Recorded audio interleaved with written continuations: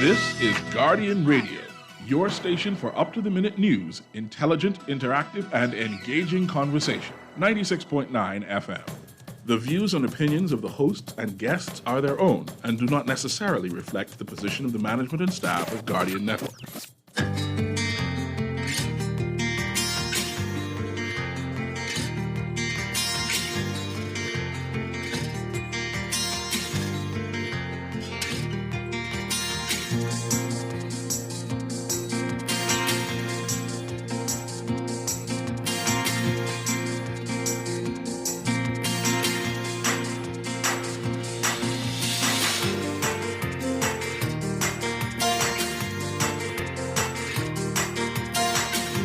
A 13-day-old baby among 3 new COVID deaths. Storm contracts in question, much more paid on Grand Bahama for much less work than Abaco, according to the DRA chairman. And the Social Services Minister says the government is looking at ways to help struggling families with rising prices all around us. It's all straight ahead this morning. I'm Dwight Strachan, and this is Morning Blend. Wake up, it's a new day. Wake up, it's a new day. It's the start of a new way. You know that it's here. It's the start of the end of the old way. Revolution. Wake up, it's a new day. Wake up, it's a new day.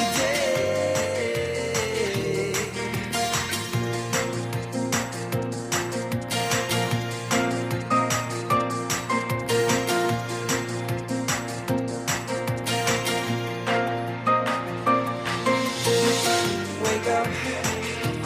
It is Thursday, February 10th, 2022. This is Morning Blend on Guardian Radio 96.9. Again, I'm Dwight Strachan. In a moment, Laverne Gardner will be joining us. Also this morning in Morning Blend Business, we're talking about the business of music. A special symposium is coming up, being hosted by the Ministry of Economic Affairs and the Department of Culture. We're going to talk about the things that musicians and aspiring musicians need to keep in mind and how industry can be lucrative and profitable. It's all straight ahead, but first it's time for the overnight, the latest breaking news from while you're sleeping and the top national and international headlines this morning.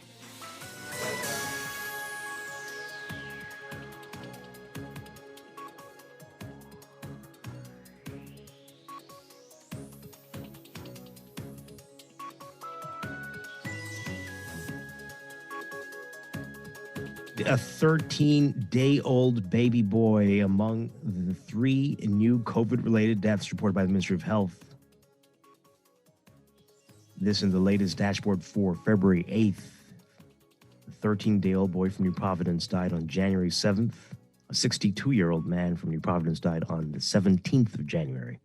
And a 34-year-old woman from New Providence died on February 2nd. With new cases, 15 new cases reported for New Providence, 2 for Grand Bahama, 1 for Abaco, 2 for Luthra, 2 for Exuma, 1 for Andros, bringing the total for February 8th and the dashboard to 23.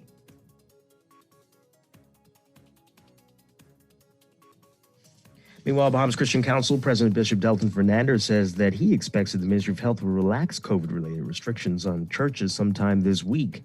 Only 25% of the seating capacity can be filled in a church or other religious facility. Fernandez is saying that they've been in communication and they're waiting on a response from the Ministry of Health.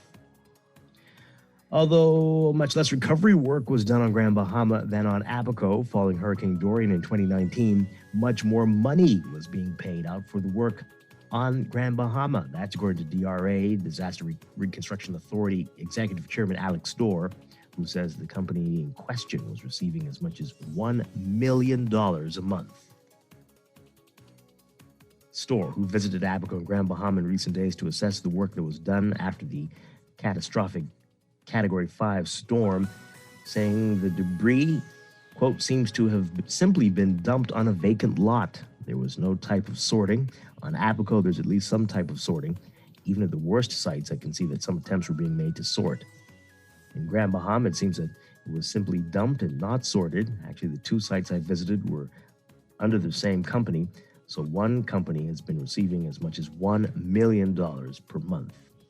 The store saying he's seen bills of $400,000 and as high as $500,000 a month at each of the two sites.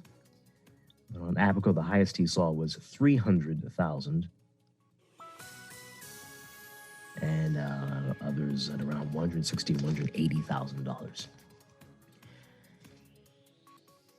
Well, the more than $150,000 paid annually to former DRA Managing Director Catherine Forbes Smith was fair, according to former Minister of State for Disaster Preparedness, Pakeisha Parker Edgecombe. She said yesterday that Smith should be paid the 26 months' worth of salary she missed as a result of her contract termination last year. Parker Edgecombe saying that Forbes Smith is a former consular general, president of the Senate, senator, etc. Quote, there were no complaints about her pay when she was making very little as the president of the Senate.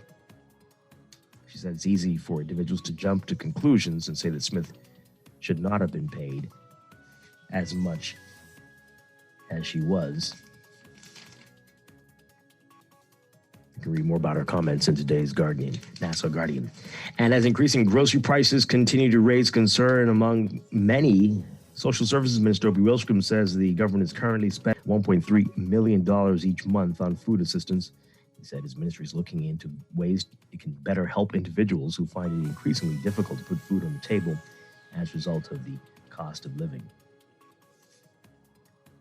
Overseas, Sweden has halted wide-scale testing for COVID, even among people showing symptoms of an infection, putting an end to the mobile city square tent sites, drive-in swab centers, and home-delivered tests that became ubiquitous during the pandemic, and providing essential data for tracking its spread.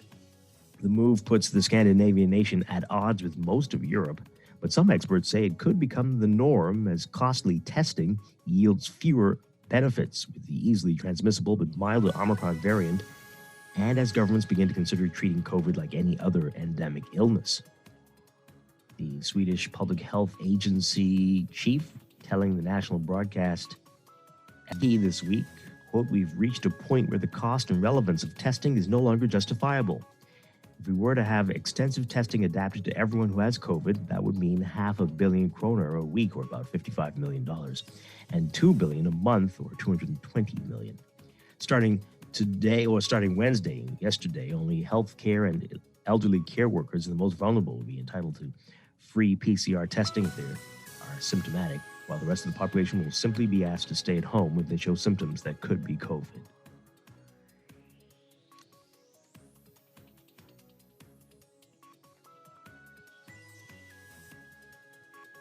And a rapidly growing list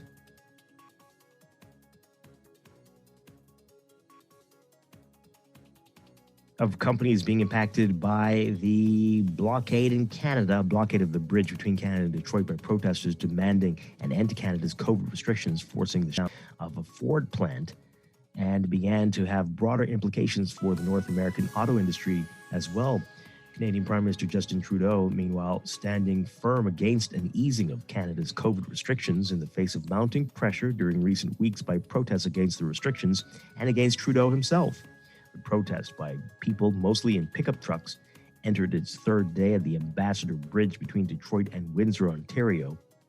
Traffic was prevented from entering Canada, while U.S.-bound traffic was still moving. The bridge carries 25% of all trade between the two countries, and Canadian authorities expressed increasing worries about the economic effects. Ford said late yesterday that parts shortages forced it to shut down its engine plant in Windsor and to run an assembly plant in Oakville, Ontario, on a reduced schedule. Ford saying in a statement that the interruption on the Detroit-Windsor Bridge hurts customers, auto workers, suppliers, communities, and companies on both sides of the border, and that it hoped that the situation was resolved quickly because it would have widespread impact on all automakers in the U.S. and Canada. Shortages due to the blockade also forced General Motors to cancel the second shift of the day and its mid-size SUV factory near Lansing, Michigan. A spokesperson saying it was expected to restart today and no additional impact was expected for the time being. Later yesterday, Toyota also saying the company will not be able to manufacture anything at 3 Canadian plants for the rest of the week due to parts shortages. A statement attributing the problem to supply chain, weather, and pandemic-related challenges. But the shutdowns came just days after the blockade began on Monday. Stellantis, formerly Fiat Chrysler, reported normal operations, though the company had to cut shifts short the previous day at the Windsor minivan plant. Meanwhile, a growing number of Canadian provinces have some of the precautions as the Omicron surge levels off, with Trudeau defending the measures the federal government is responsible for, including the one that has angered many truck drivers, a rule that took effect on January 15th, requiring truckers entering Canada to be fully vaccinated.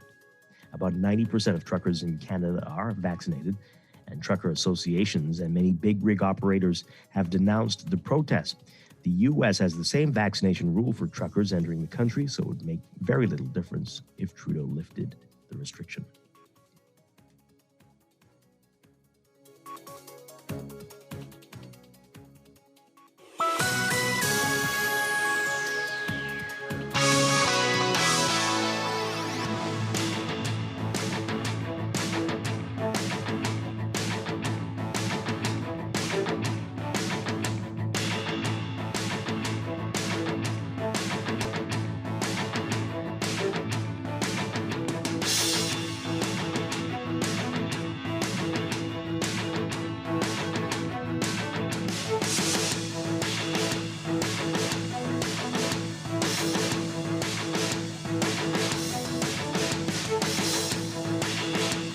Shut down for nearly 3 years due to the threat of the COVID pandemic. Special Olympians in the Bahamas are just eager to get back to training and back to competition. The team from Special Olympics Bahamas will compete in the Special Olympics USA Games this summer in Orlando. For the Bahamas, it's the first time competing in the Special Olympics USA Games, and for a number of the athletes, it will be their first time in foreign competition, as the organization usually engages different athletes every Olympic cycle.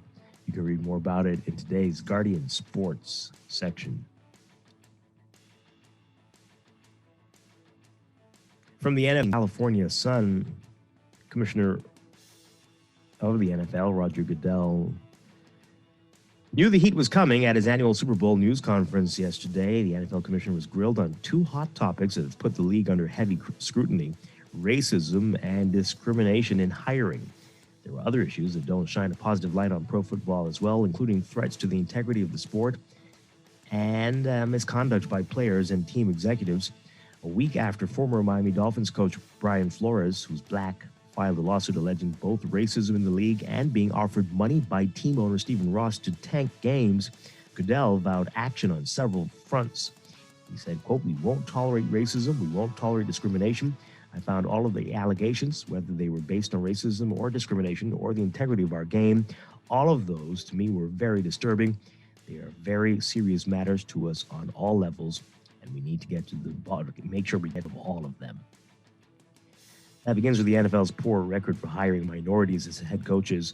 While the league has made progress with other jobs, from general managers to coordinators, the most visible representative of a franchise is the coach. And there are 5 minority head coaches on 32 teams, 2 black, 1 biracial, 1 Hispanic, and 1 Lebanese. About 70% of NFL players, though, are black. That's sports, and that's the overnight. Time for your first look at weather.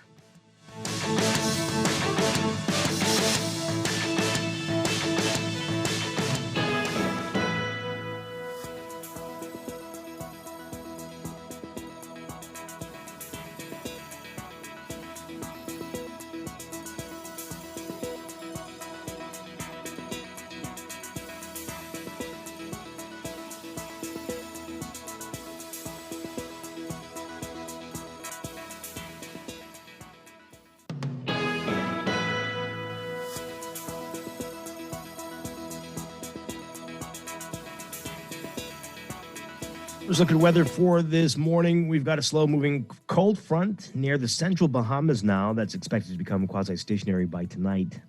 We've had a night filled with thunderstorm warnings from the northwest to the central Bahamas.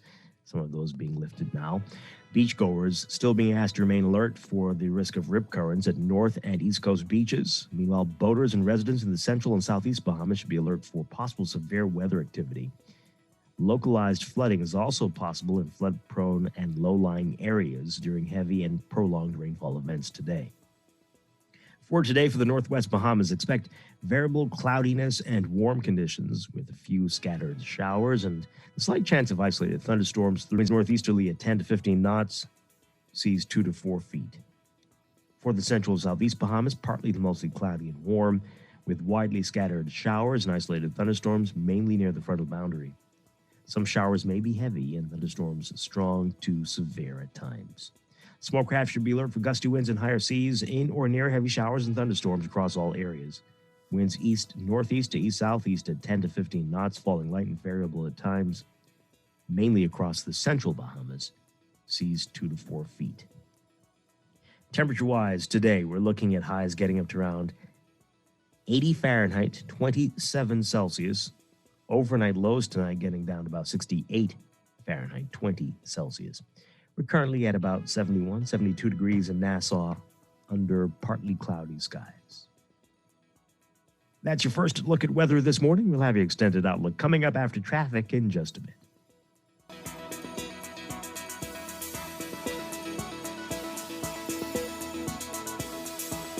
It's time for a break, but when we come back, we're discussing the day's top stories right here on Morning Blend on Guardian Radio 96.9, your home for fresh news and smart talk all day.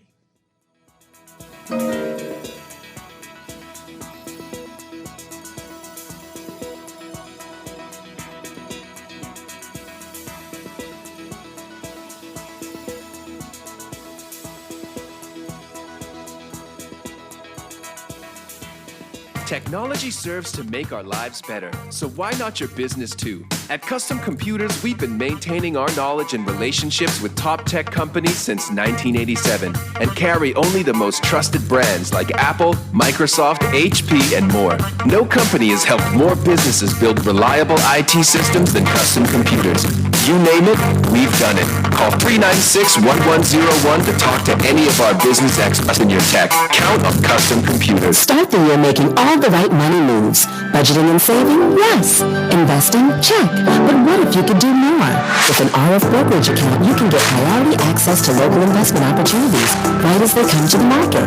Never miss a bond or new share offering again. Plus, you can house all your investments in one place and benefit from expert investment advice. Contact us at brokerage@rfgroup.com to start doing more today. Some conditions apply.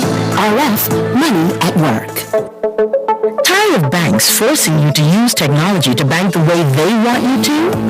Your convenience is important. So no matter what your banking needs, Commonwealth Bank's friendly staff are always available in branch for that personal one-on-one service. But when you choose technology, our online and mobile banking app offers you state-of-the-art functionality.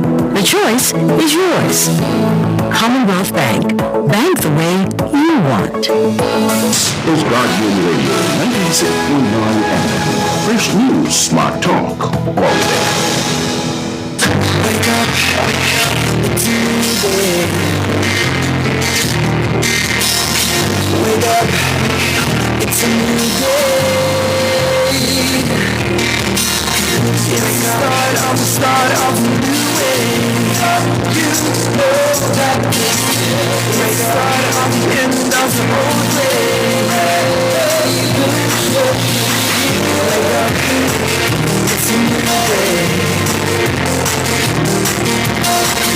Wake up, it's a new day.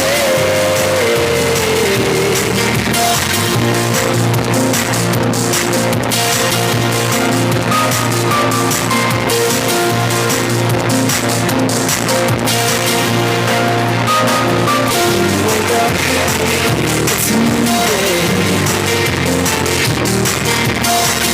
Wake up, it's a new day.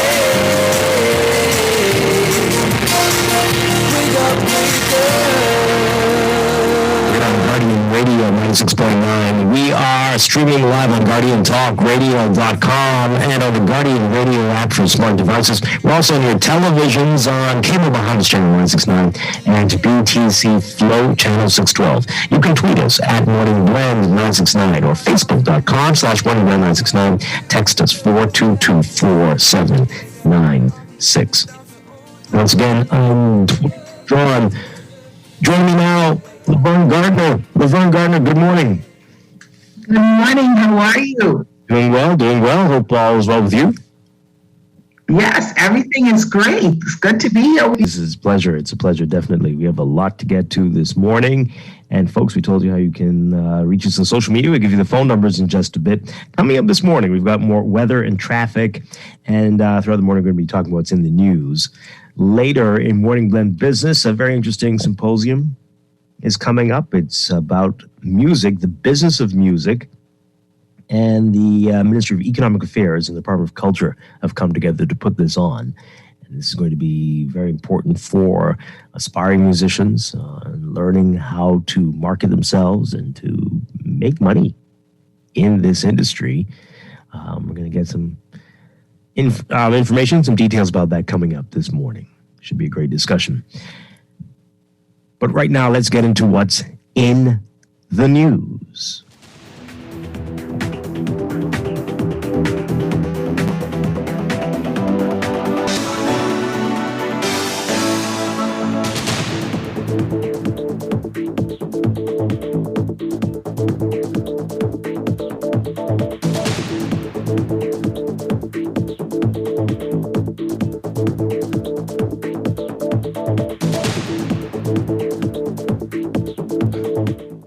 The big headline in the Nassau Guardian today, storm contracts in question, much more paid on Grand Bahama for much less work done than on Abaco in the aftermath of Hurricane Dorian. It's a big story. We're going to get to that in a second. Laverne, I'm sure you have a lot to say about that as well, being there in Grand Bahama. But we're going to get to that in a second. Just want to get to this very sad news that we heard overnight with the latest dashboard for February 8th. 3 new COVID deaths confirmed and 1 day-old boy. 13-day-old boy, baby. That's heartbreaking. Very, very sad. January 7th, he died. Hmm. And, the other 2 deaths, a 62-year-old man from New Providence died on the 17th, and a 34-year-old woman who died on February 2nd. So, yeah. Very, very sad. And 23 new cases, 15 for New Providence, 2 for Grand Bahama, 1 for Abaco, 2 for Eleuthera, 2 for Exuma, and 1 for Andros. So that number is definitely trending in the right direction, but we are still seeing deaths every couple of days, every few days. And that is similar to what's happening in other parts of the world, especially in the U.S., right? The hospitalizations, not where they'd like. But that's a little different. And the deaths are still coming. Yeah. Yeah. So keep that in mind whenever we talk about restrictions and easing them, that there's still issues out there and still vulnerable people, many in our country, young and old, and all those things need to be kept in mind.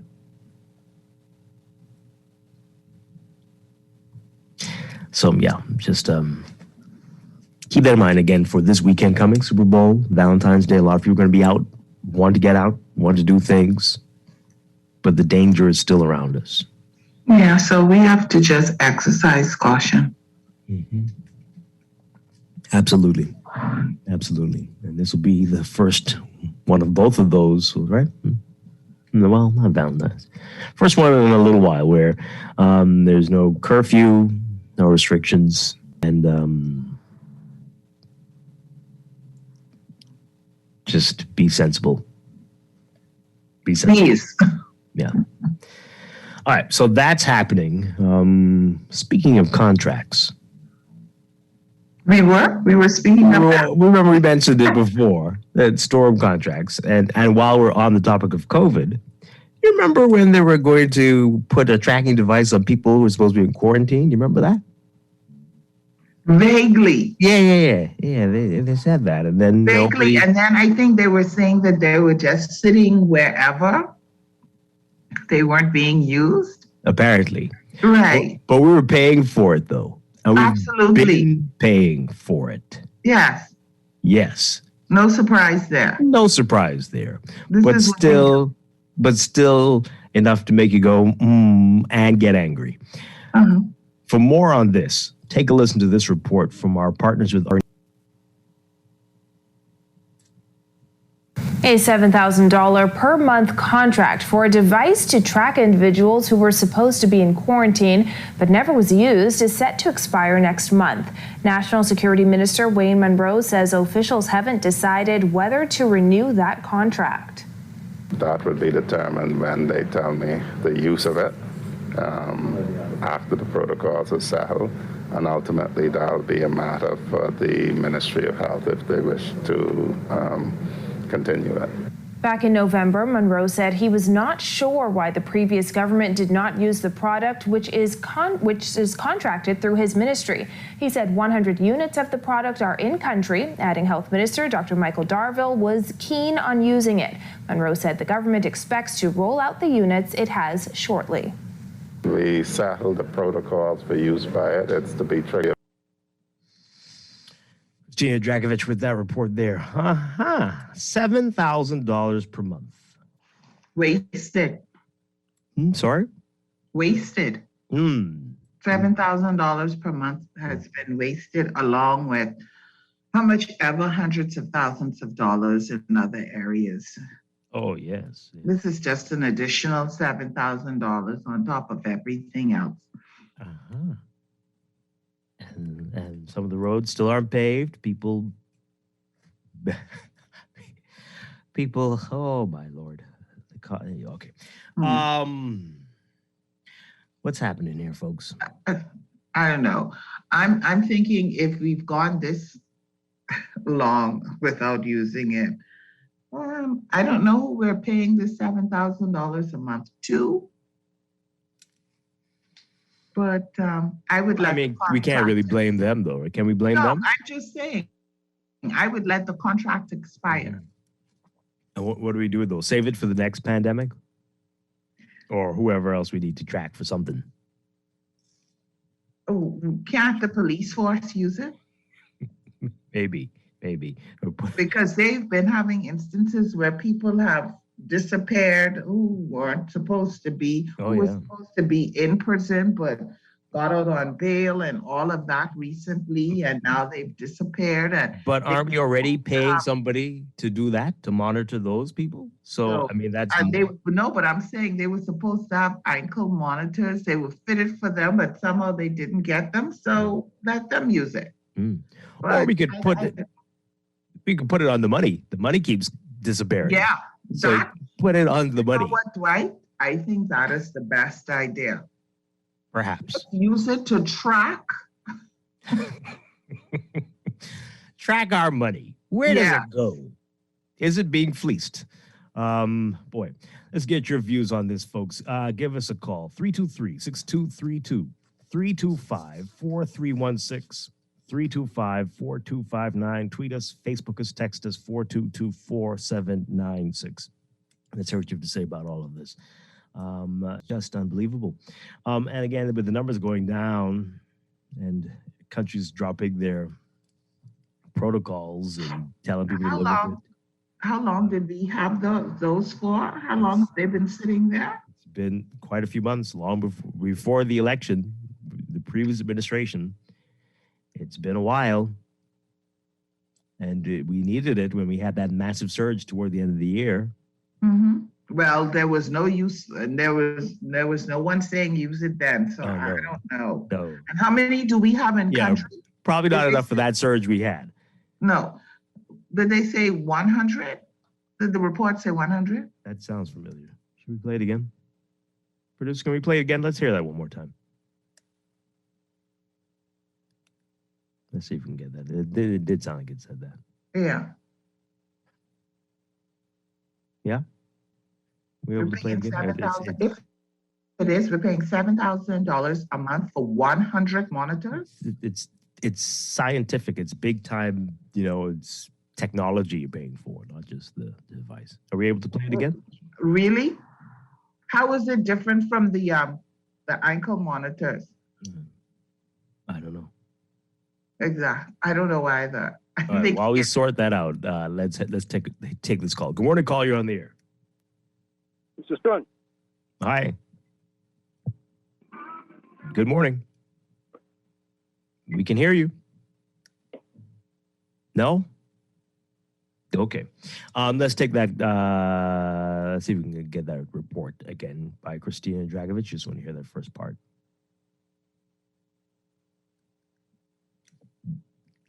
Okay, I think we're having a problem there. Let's assume. I believe that it said 100. I made a note because that stood out to me. But I don't like to misquote. Yeah. So. Oh boy, 323-6232, 325-4316, 325-4259, and 100. Okay, so let's do it again. Just the first part. $1 per month contract for a device to track individuals who were supposed to be in quarantine but never was used is set to expire next month. National Security Minister Wayne Munro says officials haven't decided whether to renew that contract. That will be determined when they tell me the use of it after the protocols are settled. And ultimately, that'll be a matter for the Ministry of Health if they wish to continue it. He was not sure why the previous government did not use the product, which is contracted through his ministry. He said 100 units of the product are in country, adding Health Minister Dr. Michael Darville was keen on using it. Munro said the government expects to roll out the units it has shortly. We settled the protocols for use by it. It's to be triggered by the ministry. Okay, they're set. They're still going to roll it out. For what? What are we doing? I don't know. At this point, what are we doing? And again, not for people to just be careless. We seem to be trending in the right direction now. So why are we rolling it out? It's contracted, though. They were contracted through Munro's ministry. So perhaps we can give it to them. And have them use it.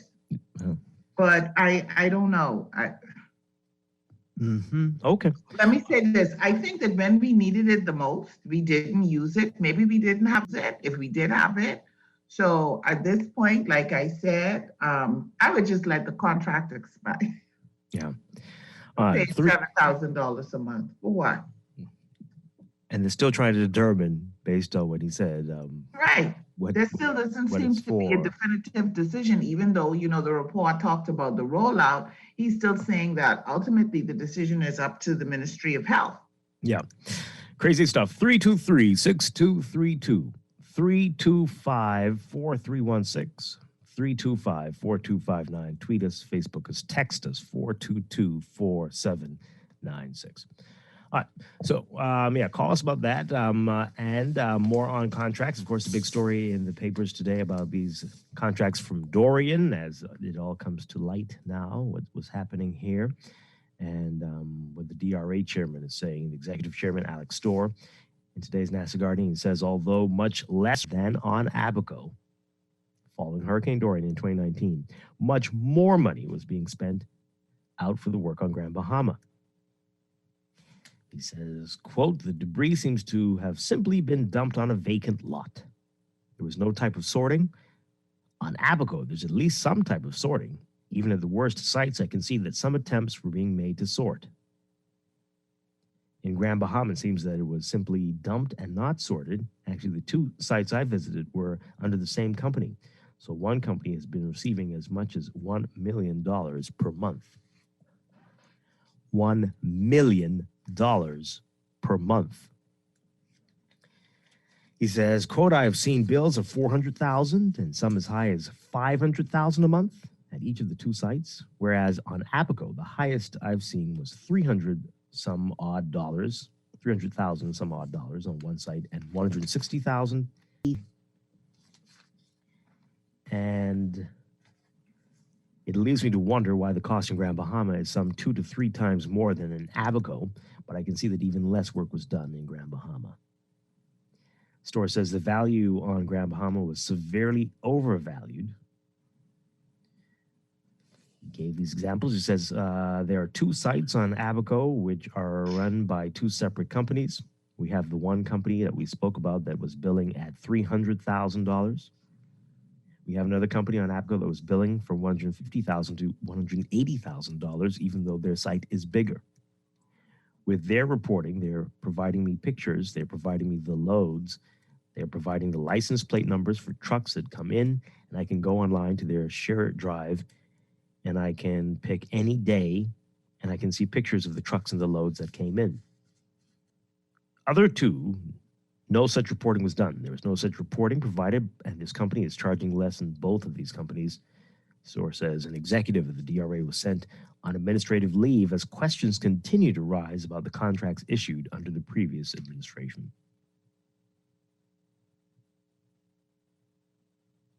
Now, in this article by our Jasper Ward, the NASA Guardian spoke with Ed Curling. He's the principal of Tycoon Waste Management Company. Tycoon Waste, okay, which was contracted by the DRA to carry out recovery work on Grand Bahama after Dorian. Curling managed the debris management sites in McLeanstown and High Rock. His company also cleaned at Pelican Point. Asked whether Tycoon had been receiving $1 million a month from the DRA, he said, no, I can put my books on the top of the table. It won't make a difference that I hired.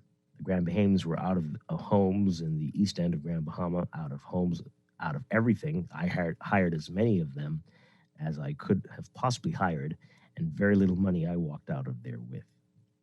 I can let someone lay my books on the table of Parliament. I know that I worked for whatever money I received. Okay. You can read more about this in today's NASA Guardian. Wow. Do you have any idea what the site is, Laverne, where it is? Have you seen it? Have you wondered the same thing? What do you know about that? I honestly haven't seen the site.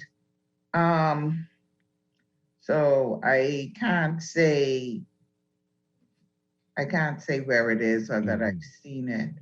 I can say that it appeared to me that the cleanup efforts were slow, I guess, for lack of a better word. But what's most striking to me about this, or what every day there's going to be a revelation, because this is what happens. I'm not minimizing the wastage, the spending, the contracts, the seriousness of these contracts. But we're going to get these revelations. It's going to make this circle, all the news cycles, and everybody's going to be talking about it. And there'll be people who will justify, there'll be people who will be outraged. What happens at the end of this so this never happens again? Because that's what the bigger problem is. The bigger problem is that there are no policies in place to govern how contracts are done here. And I think it's intentional, because that is how we tend to reward those who have been faithful. We give them these contracts, or we agree to these contracts, and really no sort of regulation or parameters to say, this is as far as we will go, or this is, so we give all of these things.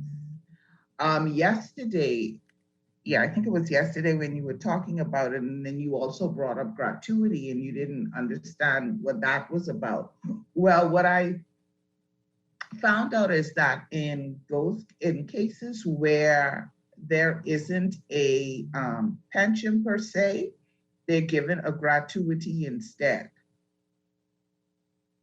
because it's a contract, right? Mm-hmm. So for me, that's the biggest concern.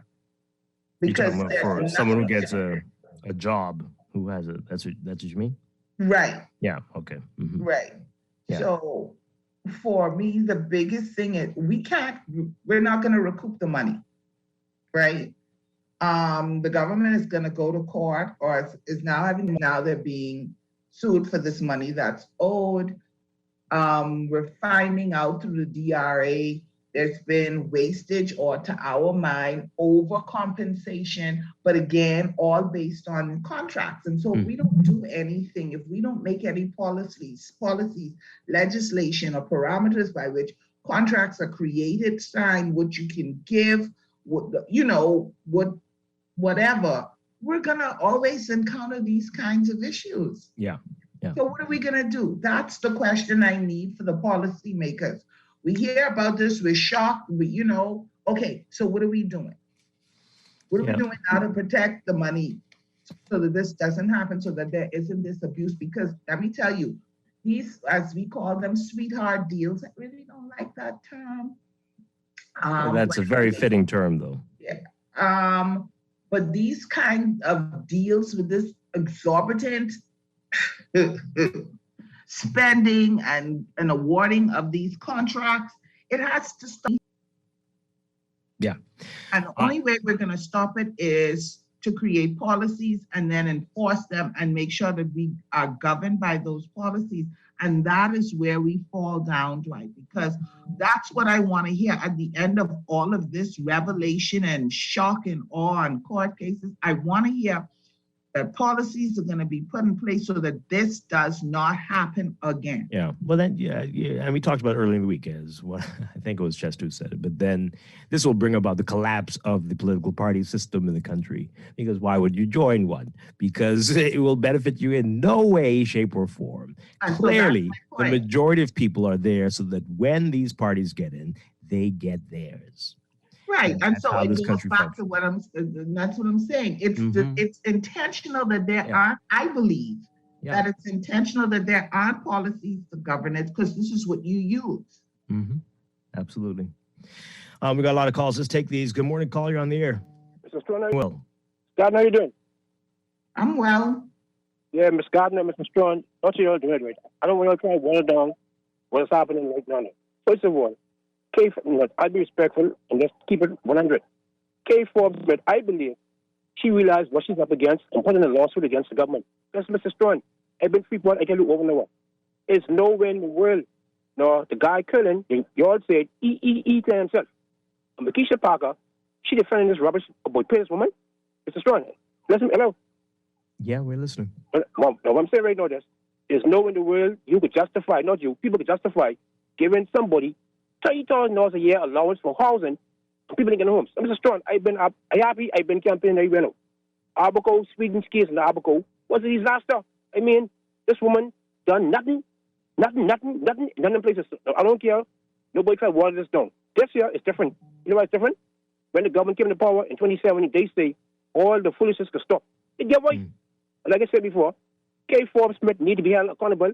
What do you know about what Laverne is asking? Is it going to stop now? Is it done? Is this administration? Are your people going to stop this now so that it will not continue? No, let me tell you right now. I never get a contract from the PLP in my life. I'm talking about you. Not so talking about you. Talking about government money, you get catch, you go to jail. You know what I'm saying? Hello? Okay. Yeah, we hear you. So what I'm trying to say right now, I'm talking real right now. The foolishness, what this lady is accused of, Mr. Strachan, at least work for your money and have something to do for it. Mr. Strachan, Ms. Gardner, listen to me? Yes. Yeah, remember when they had, when they had Hurricane Matthew and walk in, right? Remember when the people was in power? Remember when, Dwight, you remember when they had the Dabbits site by the Sports Center? You remember, right? Okay, go on. You remember, right? No, I'm asking you. When you speak, it'll come to me. Go on. No, what I'm trying to say right now, when the government was in power in 2016, they showed what it is doing. Dump your trash, and most of the trash turned into mulch. So I'm sorry to this lady, Makisha Parker, was the minister. They need to be dragged before the court, if proved there, and locked up in jail, and they bang for frozen. Okay. All right. Thanks a lot, Dave. Thank you very much. Okay. Let's take another call. Good morning, caller. You're on the air. Caller, are you there? 323-6232, 325-4316, 325-4259. Good morning. Good morning, Blend. Hi. Yes, you know, the Israelis in the 1980s, late 1980s, developed a program called Truster. I have a copy of it. And it can actually tell if you're lying. It's far better than the detector that they use in the United States. But anyway, I'll share this with you. Imagine someone has the ability to give a friend a contract and intelligent enough to know that this contract is going to be challenged when the government changes. And hey, guess what? You're going to actually be able to win when you sue because you have a contract that's guaranteed you to actually get a little bit more at the end of the day. And this is the kind of deals that friends play with one another. I'll give you another case in point. And then when you see this gentleman, I'm not going to call names.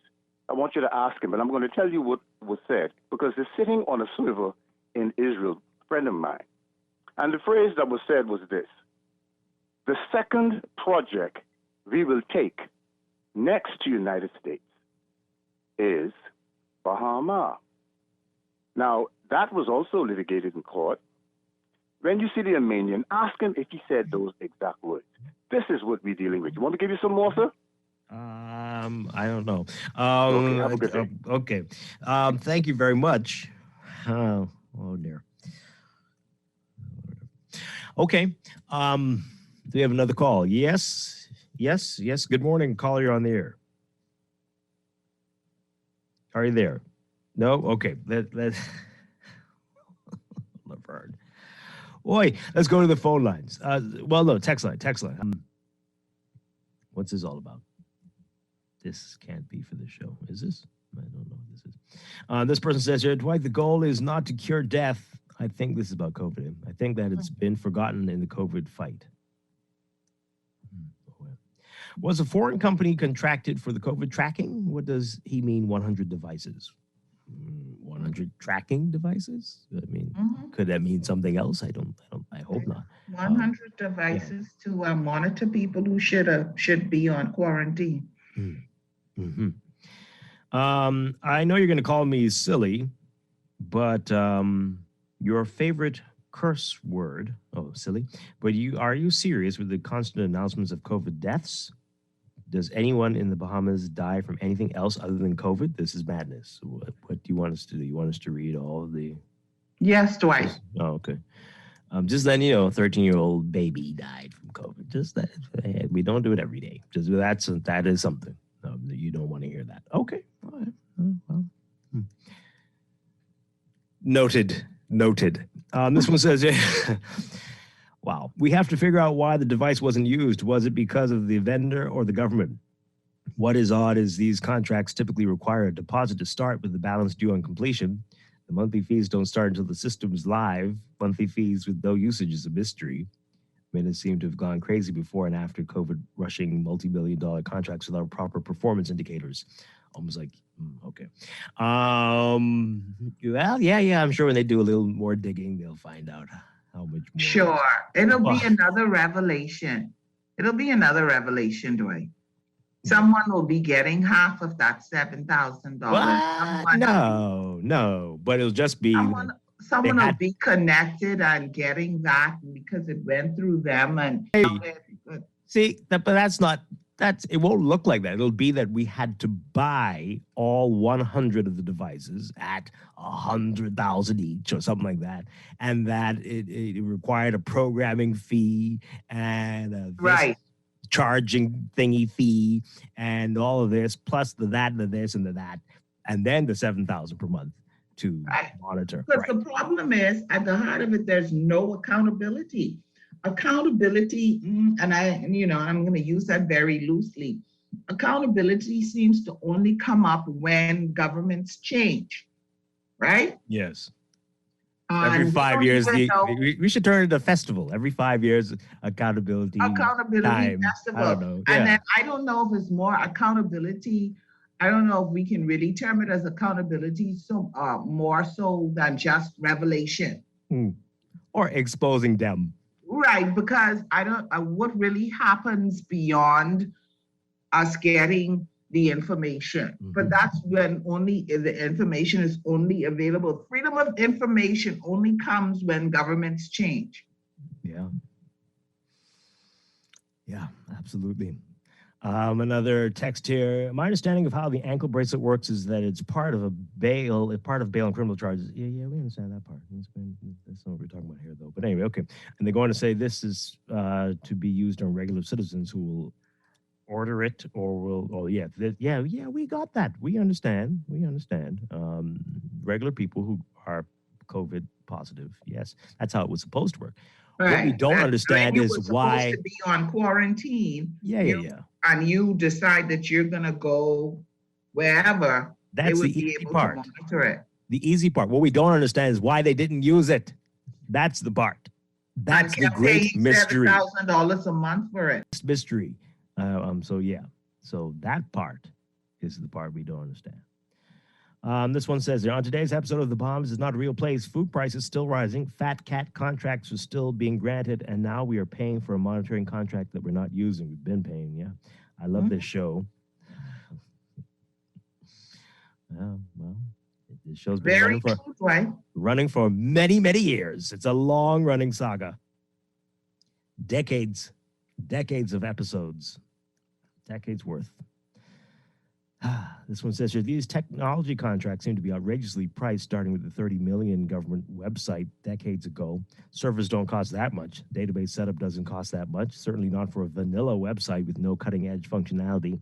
We were simply fleeced by fast-talking people whom we were awed by. The trend continues today. It's not worth $30 million. Give us a detailed breakdown of what was spent and what's to be spent. I could be wrong, but I'm going to disagree somewhat with that last texter who says we've been fleeced.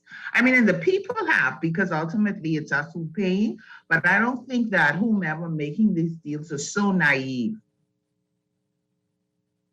You know, the people come in and we're like, oh, okay, let's just go. No.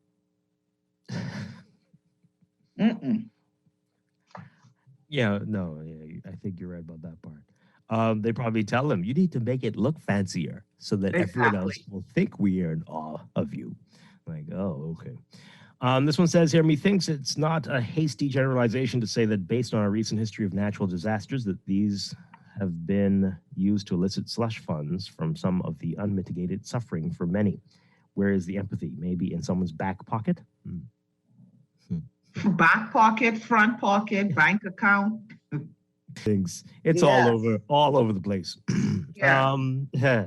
The e-procurement can stop it. Keep an eye on the current government gutting it. Another one, accountability is the problem. We spend this money with zero understanding of what's to be delivered, assessing if it was delivered and if what we got was worth what we paid for. Well, that's delivered. We do that every 5 years. Are we really interested in doing the assessment, though? It happens every 5 years. Right. For a brief moment until someone else's time to start doing the contracts. And then, stop that right now. Turn around. All right. Okay. Let me clarify the wording. 100 devices in the country seems odd. It implies that there are other devices out of the country. No, I don't think that's what that. No. I think that's that. No. And I'm gonna believe that was just the wording, and they're just saying that's what we have. 100 devices in the country. See, well, okay, that's what they mean by they think it's a foreign.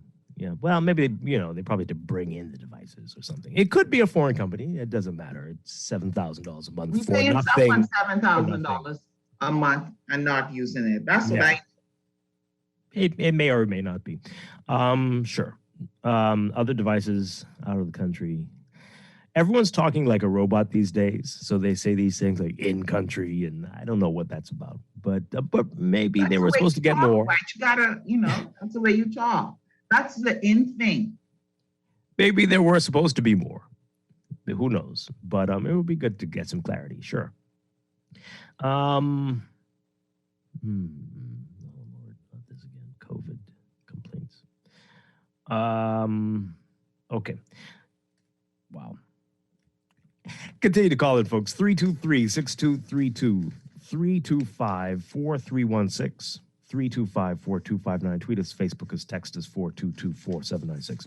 All right, so you heard Dave mention it. We did bring it up in the overnight. So let's get to what Pakeisha Parker Edgecombe is saying. She's defending Catherine Forbes Smith's contract. with the DRA when she was managing director. The more than $150,000 paid annually to former DRA Managing Director Catherine Forbes Smith was fair, according to former Minister of State for Disaster Preparedness Patricia Parker Edgecombe, who said yesterday that Smith should be paid the 26 months worth of salary she missed out on as a result of her termination last year. Parker Edgecombe said, quote, she is a former consular general, president of the Senate, senator, etc. There were no complaints about very little as the president of the Senate. What is that? What does that mean? Anyway, okay. She said this is Patricia Parker Edgecombe now, very easy for individuals to jump to conclusions and say that Smith should not have been paid as much as she was, given the economic state of the Bahamas at the time. That's jumping to conclusions. But according to Parker Edgecombe, the public does not know the full scope of her job and her responsibilities in the role. She said, quote, until we really know what those things are as a citizenry, we ought not to judge. There have been numerous individuals in the government sector that were paid way more money, and we're not questioning those individuals. I think right now it's just a matter of politicking, to be honest with you. Maybe if we knew what they were making, we'd have something to say. Maybe. How about you reveal that, Patricia Parker Edgecombe? Anyway, the story says the details of Smith's contract, of course, became public knowledge when that writ was filed in the Supreme Court. And do you know the numbers? She's suing for over $408,000 for breach of contract after she was terminated from the role last year. Under the terms of her contract, the DRA agreed to pay her an annual salary of $110,000, installments of $9,166.66, and $30,000 in monthly installments of $2,500, $2,500. That sounds better when you put it like that. It also agreed to an annual duty allowance of $15,000 in monthly installments of $1,250 and monthly fuel allowance of $250. At the end of the contract, Smith was entitled to receive a gratuity of 15% of the sum received under the contract. Now, speaking about the situation, Parker Edgecombe said, quote, I've seen where now the DRA's former managing director is going before the court to file a suit for monies that she's owed. In my view, she should very well be paid. The office, the F&M administration, literally had contracts upon contracts that were due. We did not pay Bahamian workers. We paid the contracts, and we did right by the Bahamian people. This present administration, in my view, is being political, and they ought not to do that to hardworking Bahamians. Like really, Dwight, what did you expect? No, I think it's best not to speak. Here. What did you think that her response was going to be? Well, she goes on to say this. Parker Edgecombe, again, who was appointed the state minister with responsibility for this in March 2021, defended the DRA's work after it's come under criticism now by the new executive chairman, saying, quote, I think that the DRA, under the circumstances and being a fairly new authority, as well as the ministry, did a tremendous job with regards to the aftermath. I do know that those persons in the DRA, as well as the ministry, worked very hard on behalf of the Bahamian people. We were not able to execute everything. Yes, I agree. Okay. All right. Let's get your views on that, folks. It's politicking, she says. She says there are people who made even more, and we're not talking about that yet because we don't know, or yet. And, we'll talk about it when it comes up. Yes, but she should reveal them. Let's hear what you think. You know what I found interesting? The part where she says, we don't know the full scope of her responsibilities. Why don't we know that? If we had a Freedom of Information Act that, we would know that. We would have known about this, and it wouldn't be this great reveal almost 5 years later. Mm-hmm. Yeah. But I mean, like I said, What else is what can I say? Yeah. That it was a bad deal. And this goes back, Laverne, to what you said earlier. Clearly, that when certain folks get back in, they will continue to make deals. Absolutely. Like this. Nothing is going to change at all. Because, like you said yesterday, Chester said yesterday, this is how people are rewarded. Mm-hmm. You do well. You're out there, and you know. Supporting your party. I like to call them rabbit. You're a rabbit supporter of the party, and you do what needs to be done, what's asked of you. And so you need to be rewarded for your hard work. And this is one way that you are rewarded. Yeah. All right. Give us 325-4316. 325-4259. Tweet us, Facebook us, text us 422-4796. Let's get to more of your messages before we take a break. This is not the first time nor the last time dubious contracts have been issued. By the time the F&M convention comes up, this too will be forgotten, just like Baby Bella, murder-suicide, jokey leaders in a jokey town. Oh, boy. Let's take another call. Good morning, caller. You're on the air.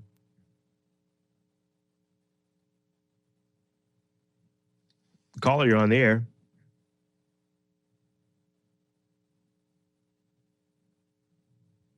No, what's happening there? Hello? Good morning. You're on the air. Good morning, Dwight, and your co-host. Dwight, as a country, how long are we going to be able to sustain these? How long? And these are borrowed money.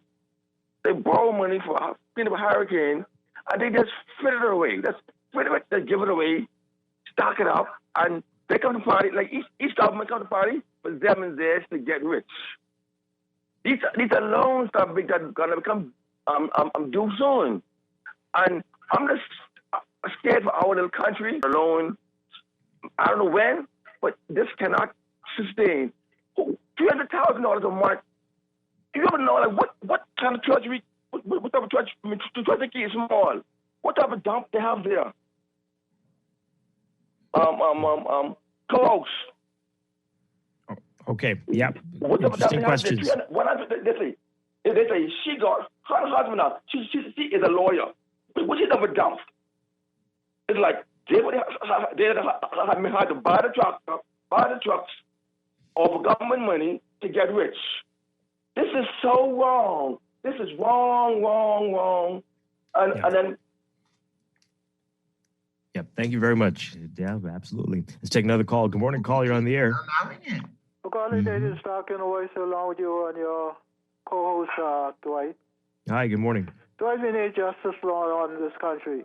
When a situation is such going to hit supposed to know that statement which were made, we don't know how working, apparatus and what's not and stuff like that, some of that sort. If our money going to pay her, we supposed to know.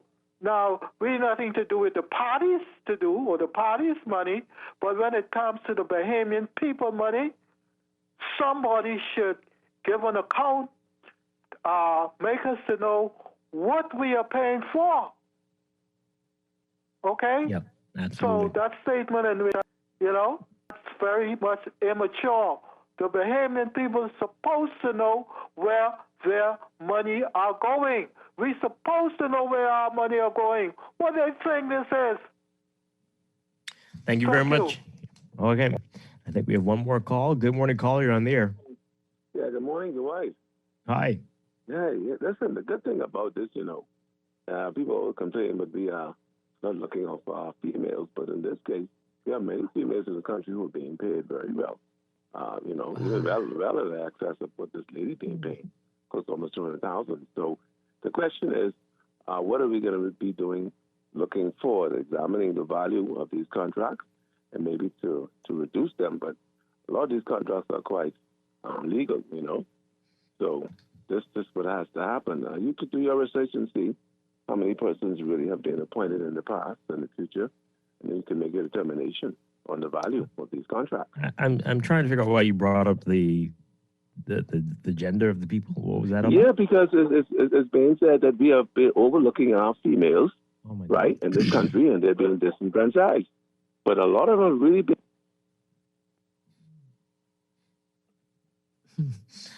Oh, dear Lord. Okay, let's take a break. This is. If you'd like to make. This is Morning Blend on Guardian Radio in the one and only Commonwealth of the Bahamas. Dwight, We'll be back. you play your cards right, you too can have a contract. Well, okay, but sure. We'll be back, folks. We'll be back.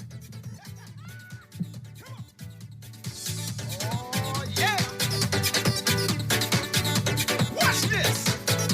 The House of Parliament must see a jokey place. 'Cause all I see is laughing when I look in at their face. They chuckling and giggling like something sweet in there.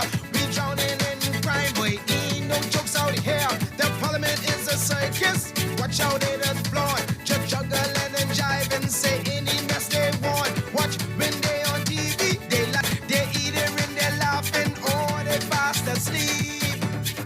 'Cause we got some jokey leaders in a jokey town. A three-ring circus, what a bunch of clowns.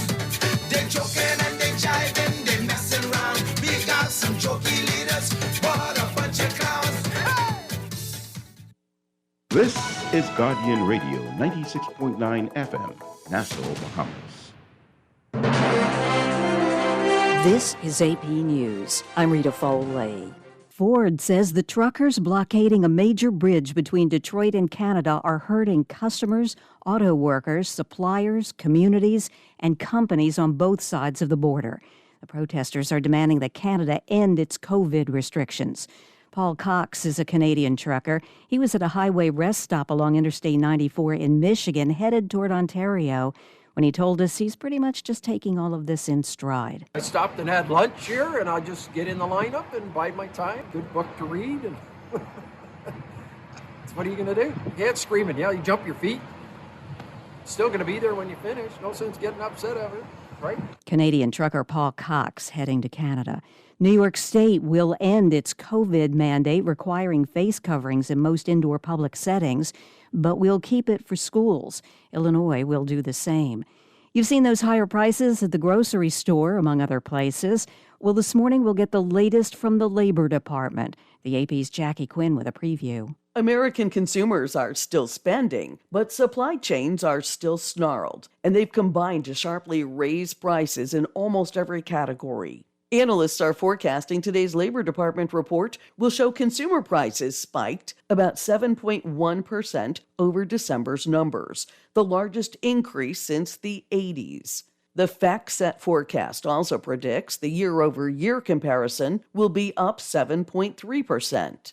Reports are indicating consumer inflation may be decreasing. Today's been the best day so far for the U.S. at the Winter Olympic Games in Beijing. Nathan Chen is bringing home the gold in men's figure skating. Chloe Kim won gold in the women's halfpipe. The U.S. now has 3 gold medals and 9 medals overall. This is AP News. We are learning more now about how comedian Bob Saget died. The AP's Oscar Wells Gabriel has this. The comedian's family is out with a statement which says Bob Saget's death stemmed from an accidental blow to the head. You'll recall the comedian and Full House star was found dead January 9th in a hotel room after performing the night before as part of a stand-up tour. He was 65 years old. The statement says Saget died from what the family calls head trauma, adding authorities say he struck his head on something, thought nothing of it, and then went off to sleep. The statement says no drugs or alcohol were involved. The medical examiners up in Orange County, Florida, has not released details about their findings. I'm Oscar Wells Gabriel. The first Sesame Street theme park on the West Coast will open next month. Sesame Place San Diego will open on March 26th. It'll feature Big Bird's Beach and Cookie Monster Towers. I'm Rita Foley, AP News.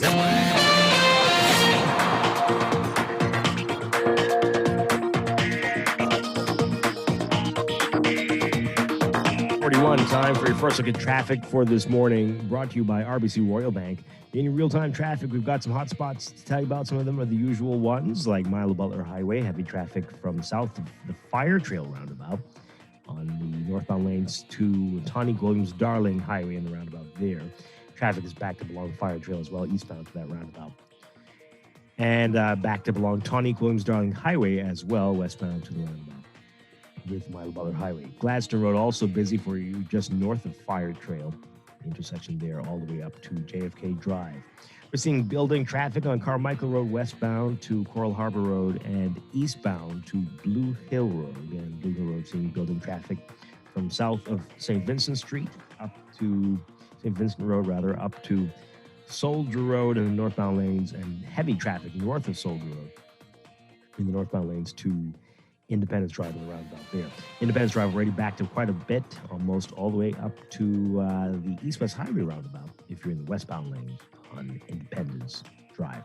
East Street also busy for you from the East-West Highway roundabout down to Soldier Road, and even further south of that from just north of Sapodilla Boulevard in the northbound lanes up to the East-West Highway roundabout. And East Street, again, near the Robinson Road intersection, heavy traffic. Elsewhere, we're seeing building traffic in eastern New Providence at Prince Charles Drive and Prince Charles and Foxhill Road especially, and Prince Charles and Beatrice Avenue. And building traffic on Bernard Road and at the Bernard, Wolf, Soldier, and Village Road intersection. That's what we're looking at so far. That's your real-time traffic. And your morning blend traffic alert brought to you by RBC Royal Bank, banking reimagined.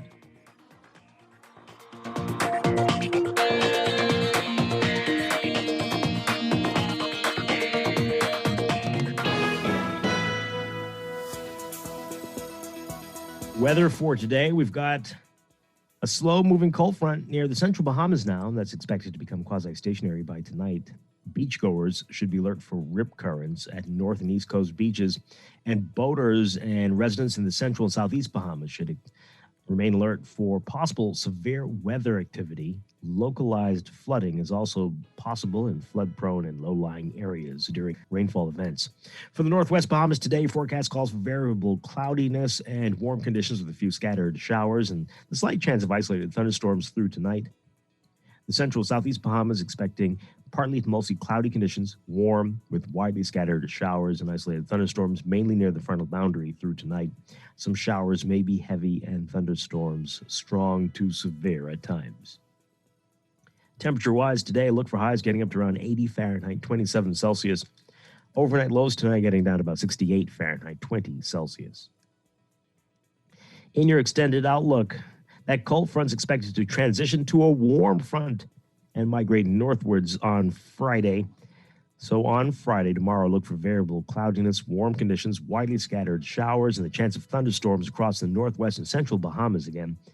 And Saturday, mostly cloudy with widely scattered showers and thunderstorms across the northwestern islands. Some showers may be heavy and thunderstorms strong to severe at times. Partly cloudy and warm with a chance of a few showers elsewhere. That's your Morning Blend weather check. We'll be back with more Morning Blend after these messages here on Guardian Radio 96.9.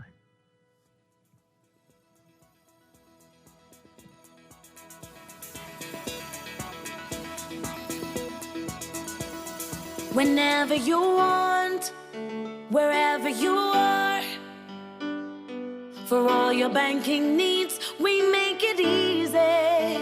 CIBC, First Caribbean, we've got all your banking solutions. CIBC, First Caribbean. CIBC, First Caribbean. Earning zero interest on your savings at the bank with as little as $100 your money while you're sleeping, eating, or standing in line at the bank with the CFAL Savings Express Plan. Ready to invest? Start by putting $1,000 into our mutual funds and earn interest there too. Because at CFAL, your interest is our interest. Visit CFAL.com to start now. CFAL, growing wealth for future generations of Bahamians.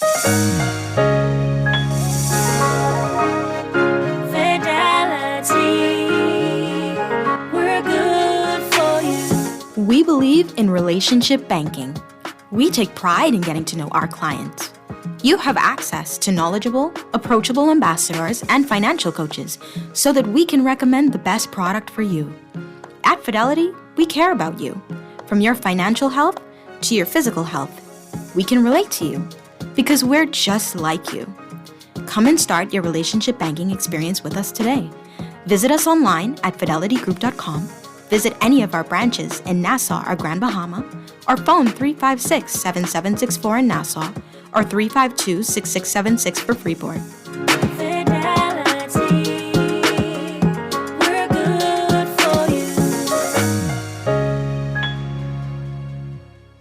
Speed doesn't come easy. It takes your investment in your goals, your time, your full effort, full dedication. And when you think you've done enough, do it again. It takes precision, not just doing it, but doing it as best as possible. Day in, day out. And just like BTC, I will stop at nothing to make the people of the Bahamas stand up and cheer. That's what fuels me and why I'm a proud ambassador of BTC. Because we share a common desire to elevate your internet experience so you elevate everything you do with it and make it the best it can be. Switch to BTC super fast internet and elevate what's next. Whenever you want, wherever you are, for all your banking needs, we make it easy.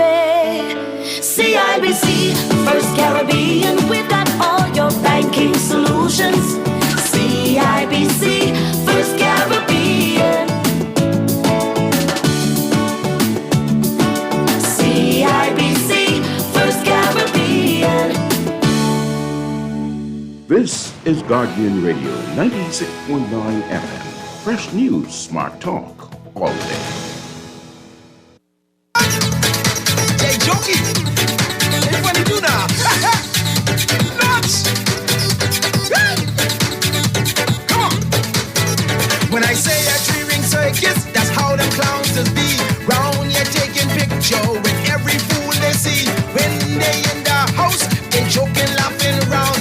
All they need is them big shoes. They'll be the perfect clown. Makeup on their face, color in their hair. Big clown nose and them Batman underwear. They bring in carnival, they can joke around. They bring in carnival cause there's a bunch of clowns. Man, we got some jokey leaders in a jokey town. A three-ring circus, what a bunch of clowns. They're joking and they're jiving, man, they messing around. We got some jokey leaders, what a bunch of clowns. But we got some jokey leaders in a jokey town. A three-ring circus, what a bunch of clowns. They're joking and they're jiving, but they're messing around. We got some jokey. We are back here with Morning Blend on Guardian Radio 96.9. Yes! Quite strong, along with Laverne Gardner. Sometimes I think the song is harsh, but sometimes. Sometimes it's spot on. Oh boy. Sometimes. Okay. Going on is harsh, Dwight. Yeah, that is right. Okay, here we go. One of these text messages. Oh my God. About what's wrong in this country. What have you done to help fix it? Use your platform to produce change. We don't need to hear you keep talking about the issues. We know the house is on fire. We want to hear where the water is. Talk is cheap. Use your platform. Okay, Dwight, use your platform.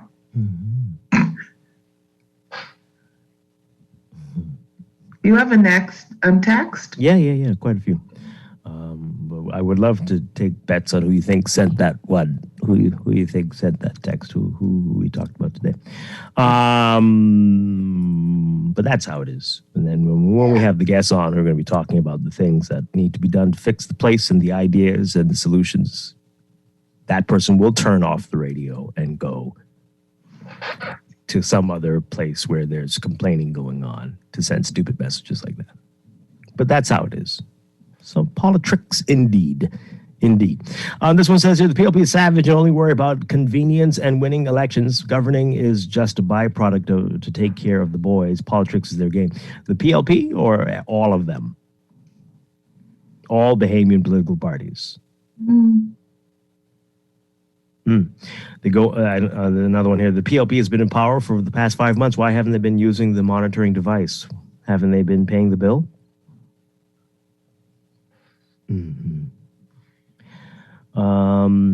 What does Mrs. Smith's pay as president of the Senate have to do with the matter? Yeah, that's what I'm wondering. She accepted the post knowing what the pay was. Our politicians need to stop running out.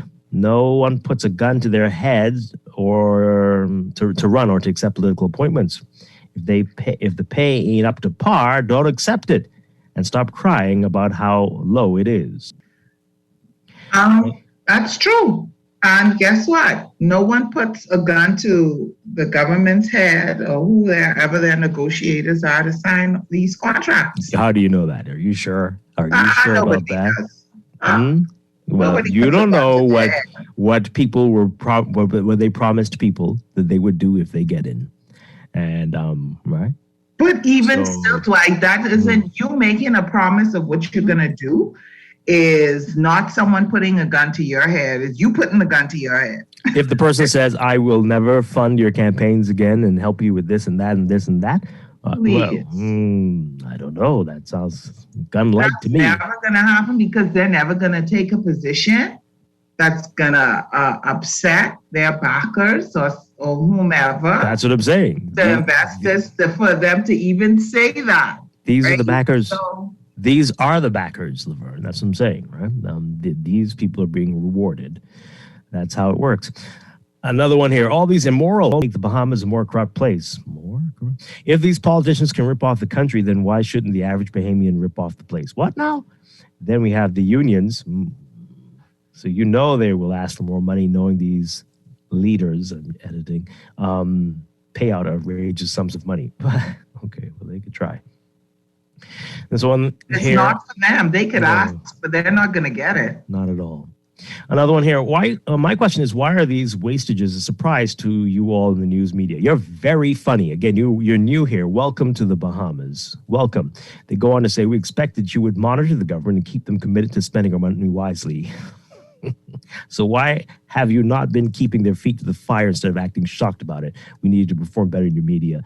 In the media, you are our watchdogs. All right. Well, how long have you been here? How many? Just a couple months? When did you get here? We've been talking about freedom of information for many, many, many, many, many years. We try to ask people questions. We have them on the show. We try to get them on the show. It's been increasingly difficult to get cabinet ministers. Right?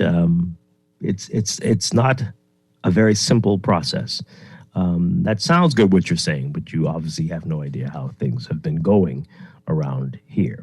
And as we were joking, but we're not joking, it's very serious. These things only come to light when the new administration tries to shame the old one.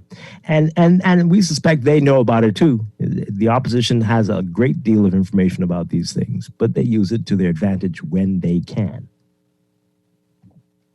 Right? So, But yeah, welcome to the Bahamas. Okay. I agree. Ms. Smith should have been paid that amount because we pay foreign consultants that and more. Why are Bahamians supposed to be paid so little? Remember, the 3 BPL foreign executives were paid more than the 5 Bahamian executives who replaced them? All right. Well, you know, you have to look at these on a case-by-case basis, right? The situation here is that Abaco and Grand Bahama are still in terrible states. And there are tons of people who still don't have homes and are still struggling. And the contract seemed a bit exorbitant, seeing the level of suffering on those islands. So, Dwight, if Grand Bahama and Abaco were in a better position, then would we say, oh, it's worth it? Perhaps a case could be made. I don't know. But I mean, it seems especially egregious with what's happened there and what continues to happen there. Oh. Another one here. You see why the teachers, nurses, and junior doctors can't get paid or couldn't get paid with associates and bachelor's degrees making $1,100 a month while prices rise. Yet we're giving out lucrative contracts and can't pay civil servants properly. The story is always we have to cut the budget. Some other messages.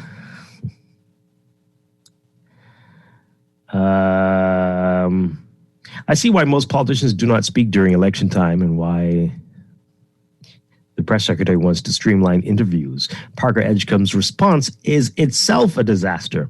I call on her and Dr. Minnis or the present government to reveal all the contracts for the consultants over $100,000 per year, since this is a common thread. The people need to know who we are paying and for what reason. We are paying a lot of money out, but can't clothe children to go back to school. What a country. Mm-hmm. Yeah. It's crazy. Let's see if we can squeeze a call in. If you're there, 323-6232, 325-4316. 325-4259. Tweet us, Facebook us, text us, 422-4796.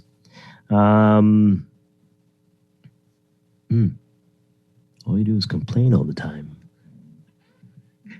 Right, you gotta let that go. Yeah? Yeah, let that go. Use your platform. Let it go. Let it go. To produce change. Mm-hmm. Wow, I never thought of that before. It's brilliant. Huh. So maybe I should talk about the things I think will change the country, like local government and improved education and empowering entrepreneurs and tapping into our creative abilities.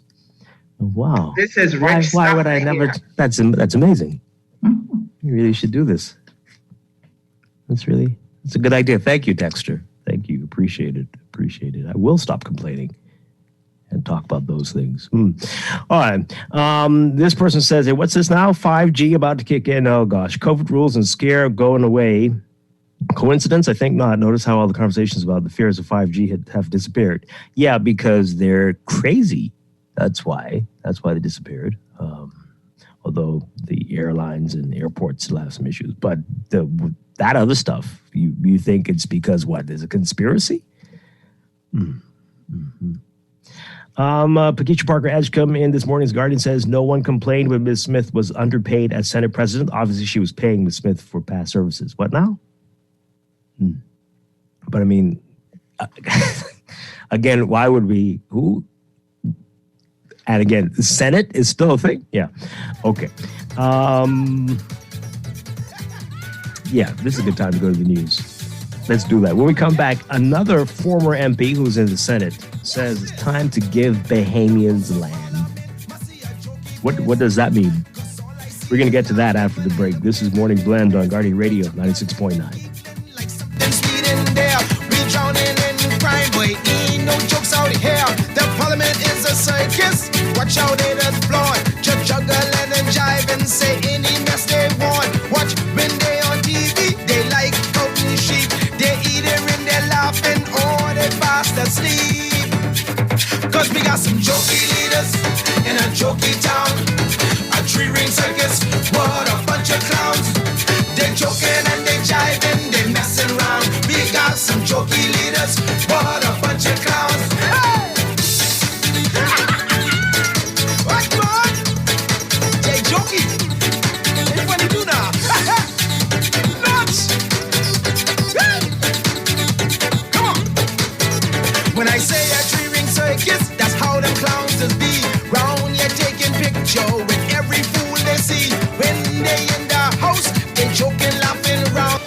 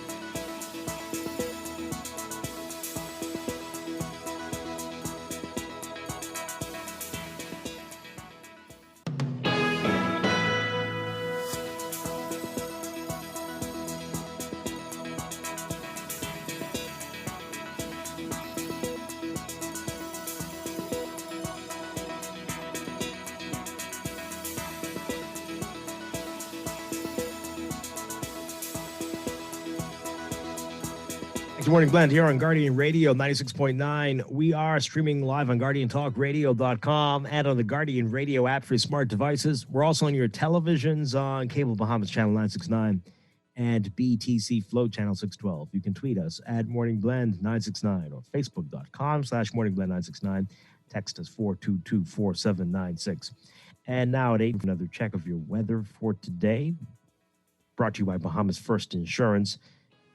We've got a slow-moving cold front near the central Bahamas now. That's expected to become quasi-stationary by tonight. Beachgoers should be alert for the risk of rip currents at North and East Coast beaches, and boaters and residents in the central and southeast Bahamas should be alert for possible severe weather today. Localized flooding is also possible in flood-prone and low-lying areas during heavy and or prolonged rainfall events. For today, your forecast for the Northwest Bahamas, variable cloudiness and warm conditions with a few scattered showers and the slight chance of isolated thunderstorms through tonight.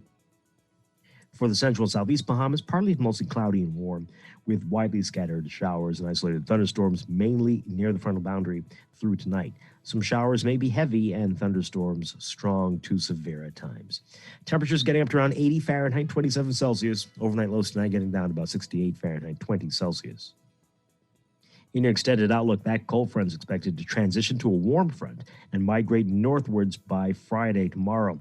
So for tomorrow, we're looking at variable cloudiness and warm conditions with widely scattered showers and the chance of thunderstorms across the northwest and central Bahamas. Saturday, mostly cloudy and with widely scattered showers. And thunderstorms mainly in the northwest Bahamas, and some showers may be heavy and thunderstorms strong to severe at times. Partly cloudy and warm with the chance of a few showers elsewhere. That's your Morning Blend weather check, brought to you by Bahamas First Insurance. What's first for you comes first for us.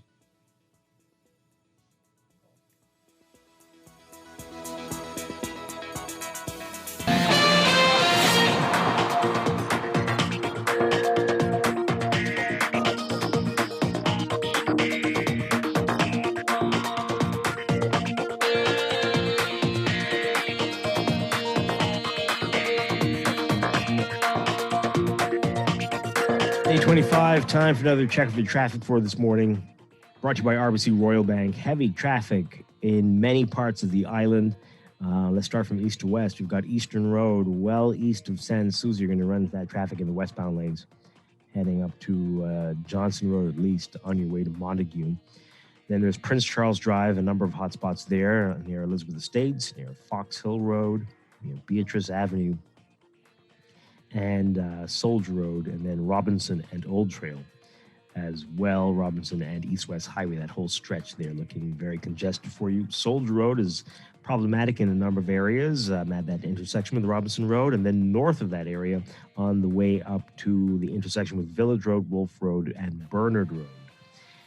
Then there's the usual suspects this morning. Blue Hill Road, heavy traffic from well south of St. Vincent Road up to the intersection with Independence Drive. Traffic is backed up in both directions there. In fact, there might be an issue on Independence Drive. You might want to avoid that area. Looks like there could be a problem there for westbound travelers. Keep that in mind. Eastbound also busy for you heading to East Street and East-West Highways roundabout. East Street also seeing heavy traffic south of that roundabout, mainly in the northbound lanes between Bamboo Boulevard and the roundabout. Things not looking as bad as usual on Mile Butler Highway, though. We suspect the traffic police are trying to help with that situation. That means Williams-Darling Highway is backed up more than usual if you're westbound heading to that roundabout, so keep that in mind. And Glasson Road also seeing heavy traffic just north of Fire Trail on the way up to John F. Kennedy Drive. Cowpen Road's got some issues, westbound and eastbound, if you're west of Faith Avenue. And Coral Harbor Road, Carmichael Road is busy on the way to the intersection with Coral Harbor Road, westbound there. Those are your hot spots. That's your real-time traffic and your Morning Blend traffic alert, brought to you by RBC Royal Bank, banking reimagined.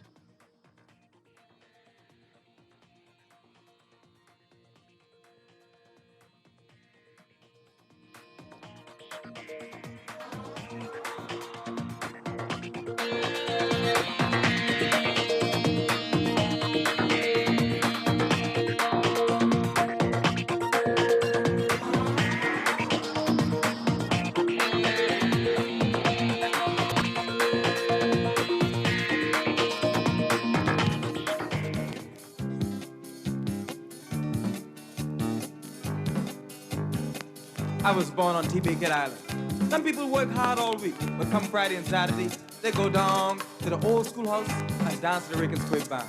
I want you to meet some of them right now. My Gertie, old lady, old woman, come here, gal. Go on the dresser, get that old comb, put on a piece of wax paper and blow it. Beep, beep, beep, beep, beep, beep, beep, beep, beep, beep. Sheep Smith, go out there in the woodshed, get that old saw which is cut up wood with, get that old gabber knife for the kitchen and scrape that off. Head and belly, Lee's boy. Go outside, you know that goat we killed yesterday? Get that old Robin Hood, put drum cake, nail that drum out and beat it. Wow. Yeah, boy. Daisy Marky boy, Fallon Marky. Blow your more organ. Beep, beep, beep, beep, beep, beep. Yeah, buddy, y'all sounding good, you know. Here with 9. Dwight Strachan, along with Laverne Gardner on this Thursday morning. We've got a lot more to talk about in the news. We're going to get to that in a bit. Just want to go through some of your text messages from what we've been talking about this morning. The contracts issue getting a lot of attention as we're learning more about this stuff. And, yeah. And, all right, so let's read some of your text messages. You can text us as well, 422-4796, and call in 323-6232, 325-4316. 325-4259.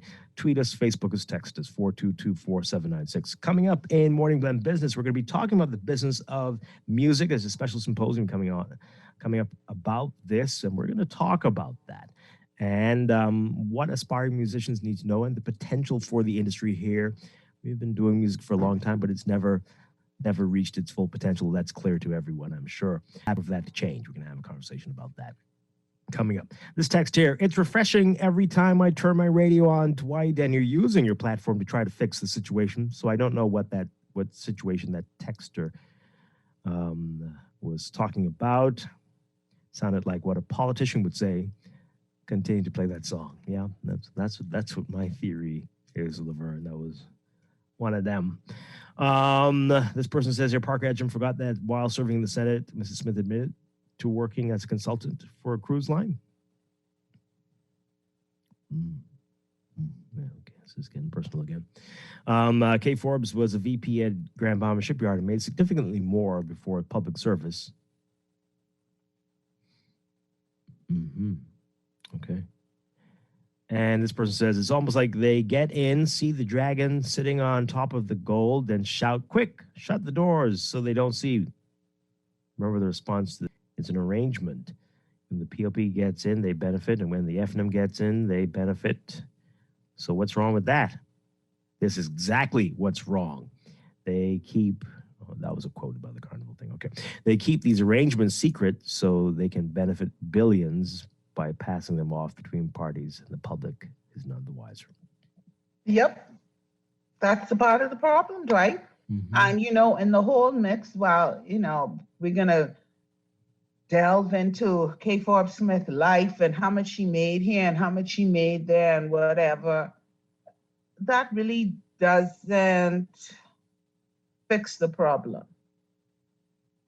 You know what I mean? Yeah. Because in the next 5 years, we may find out there was another quote unquote Kay Forbes Smith contract. Yeah. Well, of course. Maybe a different person, a different area, but basically the same. And so what are we going to do with all of this righteous indignation? The fact that we have an issue in this country that we have to make these lawmakers, legislators, these politicians, those who govern accountable to us? Or are we just going to talk about this for a month, drag Kay Forbes Smith, and then move on? Probably that one. Are we angry that this is happening and that this continues to happen, or are we just angry at her? A little bit of both. Would we be as upset as we are if it was your cousin, your brother, your sister? Well, if the cousin didn't share. But yeah. You are saying everything that's right, Laverne. But it won't change, as we know. Sadly, I mean, we wanted to, it has to, but the will is not there because everybody is dreaming, it seems, dreaming of the day when they get this type of They get that contract. And see, that's the thing.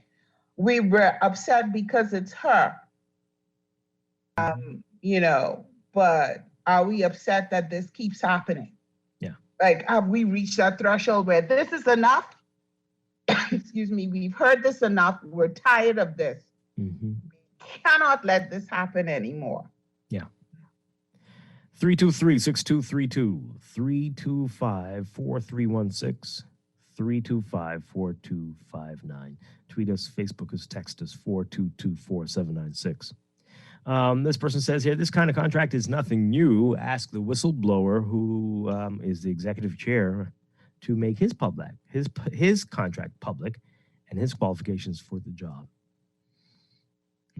Okay, well, whistleblower is not the right term here, but and we only know about this because it was in court. But yeah, it would be good to know all those things. It would be good to have a Freedom of Information Act where we could get that information. It would be wonderful. What's going on with that office, Dwight? Mm-hmm. Under the last administration, the office opened and it had 2 employees. What's happening now with that? I can give you a little bit of information, and hopefully we'll have something interesting to talk about on the show as well. But there is a big event happening tonight. It is a town hall. Yes, this afternoon. Today, Thursday, February 10th, 2 p.m. to 3:30 p.m., the Freedom of Information Act virtual town hall meeting.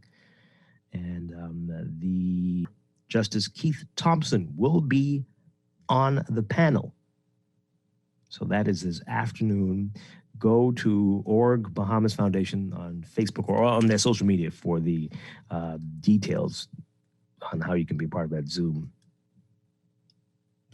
virtual town hall, Freedom of Information Act. And we're hoping we can have them on the show shortly as well. What are they going to be discussing?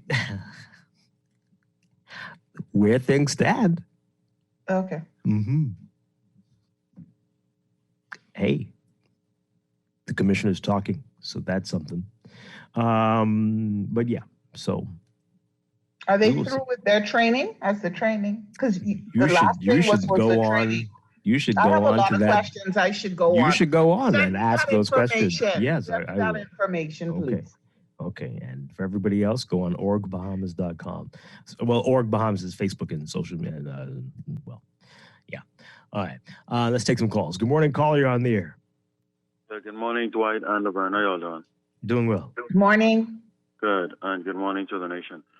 Several points on this DRA matter, Dwight, and then the statement by the former representative minister.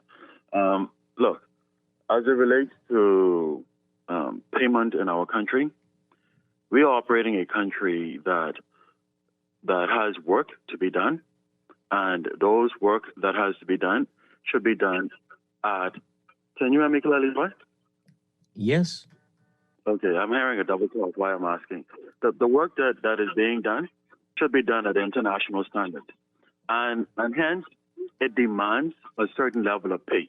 Okay, and so I don't think the conversation should be allowed to move in the direction of who should be paid what or whatever the case may be, because if that is what the work dictates, if that is what the level of work dictates based on international standards, then that, okay, I believe that where the problem lies is when you look at the fact that you have certain caveats in that contract that should not have been in the contract, especially when you were talking about a government that came to office on transparency and accountability. When you talk about a government that came to office touting about we losing $500 million due to corruption, all of those elements are squarely built into that contract where the government had no means of ending the contract. No means. And that is the great sin in that contract. Now, as it relates to the statement by the minister or even some of the callers, right? I don't get their arguments, right? But if we are talking about someone who is, for instance, hired to be a professional consultant by the DRA, right? By all means, an administration that's focused on accountability and transparency and stomping out corruption and cronyism and all this kind of isms should not then engage that individual's spouse, right, to conduct contractual work with the same entity. Something has to be wrong with that in law, okay? Something has to be wrong with that in law. And I think those are the kinds of issues that the conversation needs to be steered towards and focused on, rather than Bahamians receiving top-tier pay, because this is the Bahamas, just in case you all didn't notice. And Bahamians should be able to receive the best of what we have to offer, whether it be in government or private sector, whether that salary is $100,000 or $1 million per annum. It should not make a difference, provided dictates in terms of pay. Provided Anton, I don't know about that one. I'm not too sure. Again, if this were an entity that's making money, that would make sense. But after a storm of Dorian's magnitude, I think many are going to question how we could afford something like that. If I can say something to that very quickly, Dwight. Look, if the government sets up an entity, Dwight, not all government entities are profit-bearing entities. Not all government entities are driven by revenue. Some government entities are driven by service, and that does not eliminate the fact that the salaries must comply or the salaries must be met in order to execute those duties. And if the salaries must be met, the scales must be put in place. And whatever those salary scales are, so long as they are fair and in line with international practices, based on what the job requirements are, Dwight, that salary should be paid. We need to move away from this personal vendetta, this political nonsense, and just look at the facts. I really appreciated, and I'll end on this point, Dwight, I appreciated what the current chairman of the DRA had to say as it relates to the tone that he struck with his analysis. How in the world could you be paying 3 times more for a contract to do the same work on Grand Bahama, where there's far less work done on the island where most of the damage was done? How in the world is that justified? That's the level of critical analysis and thinking that needs to be brought to the table with these levels of discussions, and steer Bahamians away from hating on Bahamians just because they're making note a that the decent same salary. executive chair you're talking about yesterday, in yesterday's paper, is saying how the top couple executives don't make even anywhere near what the previous managing director made. So that also is very significant there. And so, Dwight, it comes back to what I'm saying. Is it an international standard or practice being done to pay that level of salary? That's the kind of critical analysis that we need. Not to Anton, it doesn't matter if we don't have the money. It doesn't matter if we claim we don't have Dwight, the money. It would be great to pay that, but we can't. Dwight, if I could just say something, please. If you want to take the approach that you were speaking to, Dwight, no work will ever get done in the Bahamas, because we will seek to pay Bahamians substandard pay continuously, what is unacceptable, to get jobs done, where if we bring in foreign or international consultants, we must pay them according to standards. We need to get out of that garbage level of thinking, Dwight. That does not I don't know if you advance have the to pay Bahamian people, them. nor advance our country. Thank you for You the don't have to opportunity. pay God them. bless. You don't have to pay them that either. That's what we're paying. Can you do it or not? Yeah. And you just tell them that's how it is. We're not mining gold here. We're trying to deal with 2 places that were destroyed by the worst hurricane that's ever hit this country in recent memory. Couple things Dwight saying. I don't think that from our conversation here, we're disputing whether or not Bahamians, qualified Bahamians, should be paid at the level that their counterparts in other countries Not at all. are being paid. We're not disputing that. My issue is that there should be parameters by which contracts are negotiated. There should be guidelines that should be followed, and it also should be public knowledge, right? What we find is that we get these revelations of how much these former employees or current employees, whatever, being paid, the perks that they may or may not enjoy after the fact. It comes out 5 years later. But what do we have? I'm sure other countries also have policies in place that govern contracts.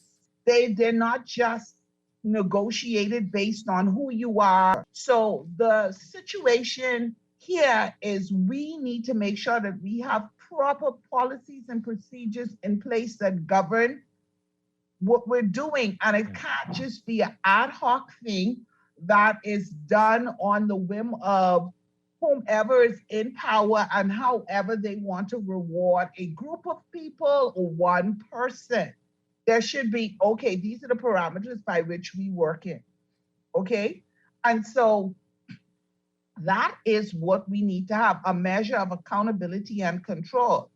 Should the qualified Bahamians be paid on the level of their counterparts?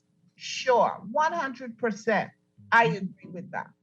But we cannot continue with seemingly is like abuse. Yeah.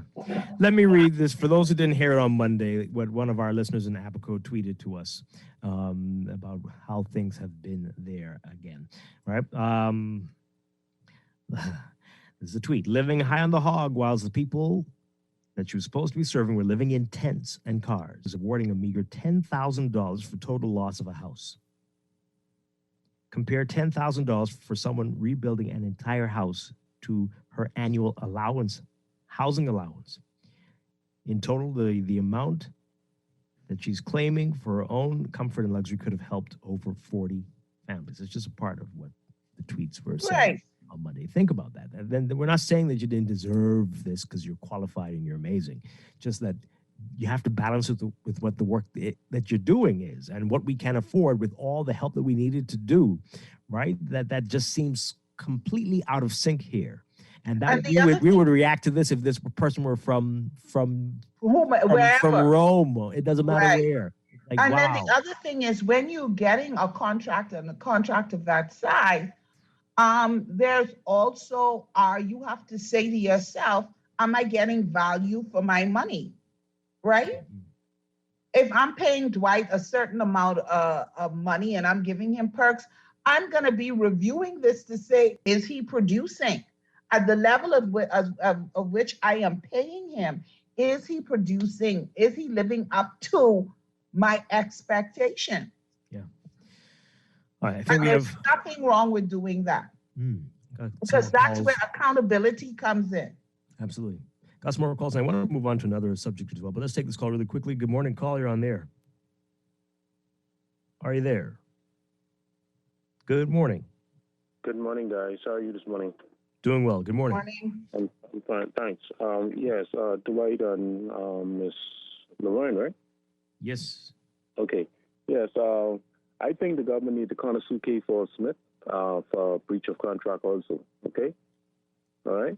And the thing with the tracking devices for the pandemic for persons who supposed to be in quarantine. Wait, you're not going to explain that one? I mean, how? What? You just say that? What you mean? With K. Ford Smith? What do you mean? Yeah. For not carrying out her duties. Okay. She has underperformance. All right. How do we determine that she didn't carry out her duties, though? How do we know? How do we know that she didn't do exactly what she was supposed to have done? Really? But those trailers sitting, and you have you been watching the TV during the pandemic when there were 40-foot containers on the news in the United States being transported to the Bahamas with supplies and food? Do you remember that? Have you watched that, man? And those foods sat in those warehouses and rotted.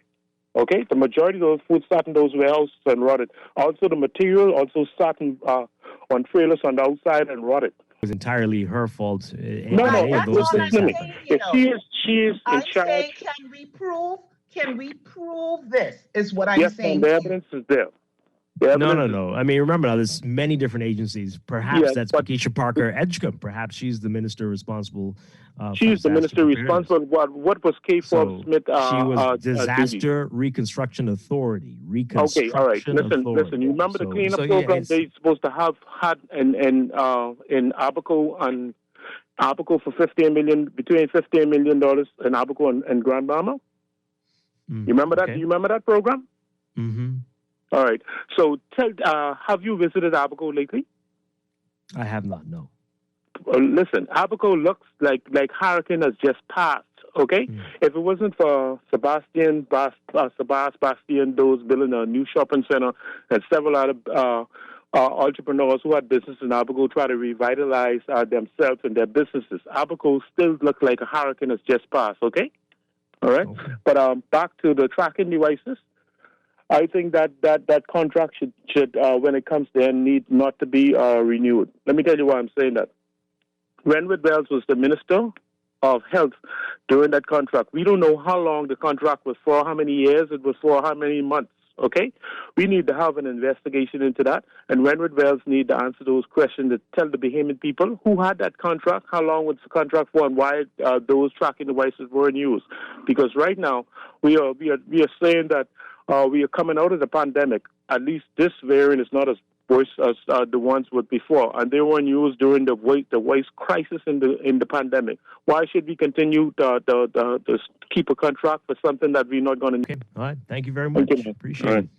All right, let's take a break. When we come back, I want to get to this. Former MP and the current Senator Darren Henfield says Bahamians, we need more than just houses to be built by the government. We need land. We should be given land. What's leading to this? Is it a recent revelation? We'll talk about that. We'll get to that after the break. This is Morning Blend on Guardian Radio 96.9. Stay with us. You're fine too. Good morning, Bahama land. How are you? I'm hoping you hear these words. Your grace turned through, yeah. Speed doesn't come easy. It takes your investment in your goals, your time, your full effort, full dedication. And when you think you've done enough, do it again. It takes precision, not just doing it, but doing it as best as possible. Day in, day out. And just like BTC, I will stop at nothing to make the people of the Bahamas stand up and cheer. That's what fuels me and why I'm a proud ambassador of BTC. Because we share a common desire to elevate your internet experience so you elevate everything you do with it and make it the best it can be. Switch to BTC Superfast Internet and elevate what's next. I have to take a business trip and I want John to keep things running while I'm away. How can I ensure he keeps within budget? Maybe I need to get him a camera to record everything he does 24/7. Maybe not. Instead, get RBC Credit Share, the RBC credit card feature that allows you to easily and safely share funds with employees for free. And you set the spending limit, so you're always in control. Find out more at rbc.com/Caribbean/credit share. Special conditions apply. Screws and Fasteners World, Balfour Avenue and Palm Beach Street, has those hard-to-find fasteners for you right now. You can find stainless steel regular hex, carriage bolts, galvanized bolts, threaded rods, nails, self-tap screws, sex bolts, anchor bolts, turnbuckles, masonry tools, hand tools, and weed whacker strings. Check out the rope selection and car body fasteners, too. Special orders are welcome. It's your #1 fastener store. Screws and Fasteners World, Balfour Avenue and Palm Beach Streets. Call 326-1976. Good day, Airborne Freight and Cargo Services. How may I help you today? Hey, listen, I just heard about you all, man. Yes, sir. How may I help you, sir? I hear you all giving out free things. And I's a mom with 12 children. I love free things. Well, yes, sir. If you're ordering with Airborne Freight and Cargo Services for the first time, we will be giving you prizes just for shipping with us. Hold on, wait. What are y'all giving out so? Well, we're giving away gas vouchers, coupons from various outlets, up to 20% off your shipping fee, and so much more. Could y'all please stop slamming my door? None of y'all pay no bills inside here. Sorry about that, Mom. Hey, y'all ship double shoulders cause this woman expecting twins again, Dread. Airborne Freight and Cargo Services. Get rewarded for being a new customer on top of our already low 450, or visit us on Facebook at Ship Airborne for more information. Maria is going away to college and she needs access to money. But I'm worried about her spending. Maybe I can create an alarm that goes off every time she overspends. Or I'll just move in with her. Hi, Rumi. Or just get RBC Credit Share, the RBC credit card feature that allows you to easily and safely share funds with family members for free. And you set the spending limit so you're always in control. Find out more at rbc.com/Caribbean/credit share. Special conditions apply. There's only one way to have a better morning. How?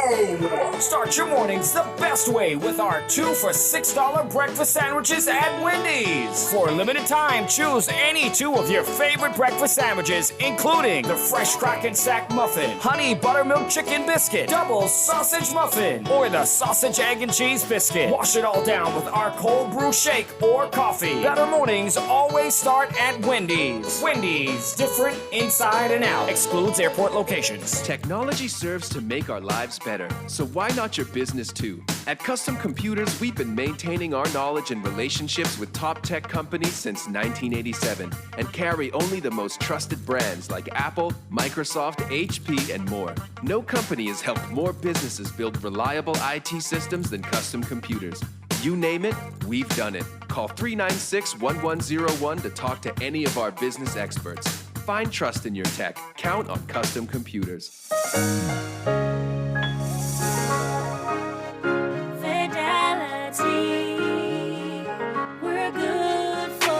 We know how important collecting your money can be to the success of your business.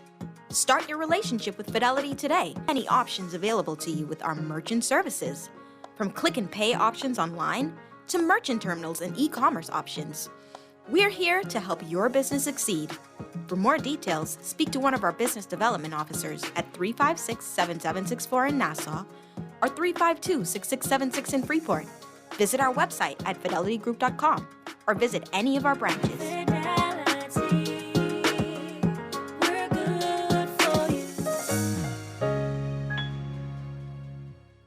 This is Guardian Radio 96.9 FM.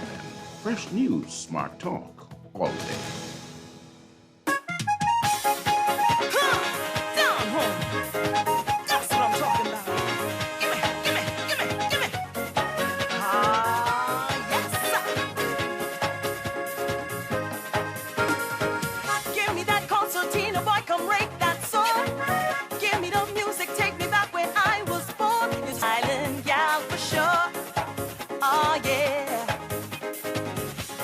Thursday morning. All right, so we've been teasing it for a bit, but Laverne, Darren Henfield, he's a senator now, and he's saying, land, give Bahamians land. Take a listen to this report from our Tashina Robinson.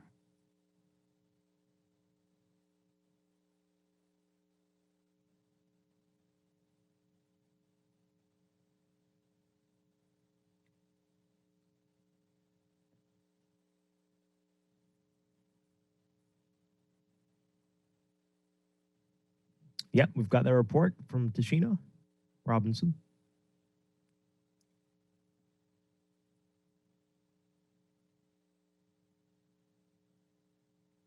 Opposition Senator Darren Henfield is calling for more land to be given to Bahamians. As government can build homes for all Bahamians, he says there is enough land to go around. The acquisition of land by Bahamians remains far too challenging in a country such as ours, which is possessed of more than enough land to grant Bahamians at birth, the way you hear people talk about it in the Arab countries, those that are rich with oil and wealth. At birth, some countries pass on that patrimony to their children. And there's no reason why, particularly in the Family Islands, this may sound far-fetched to many of you, there's no reason why Bahamians ought not be given land.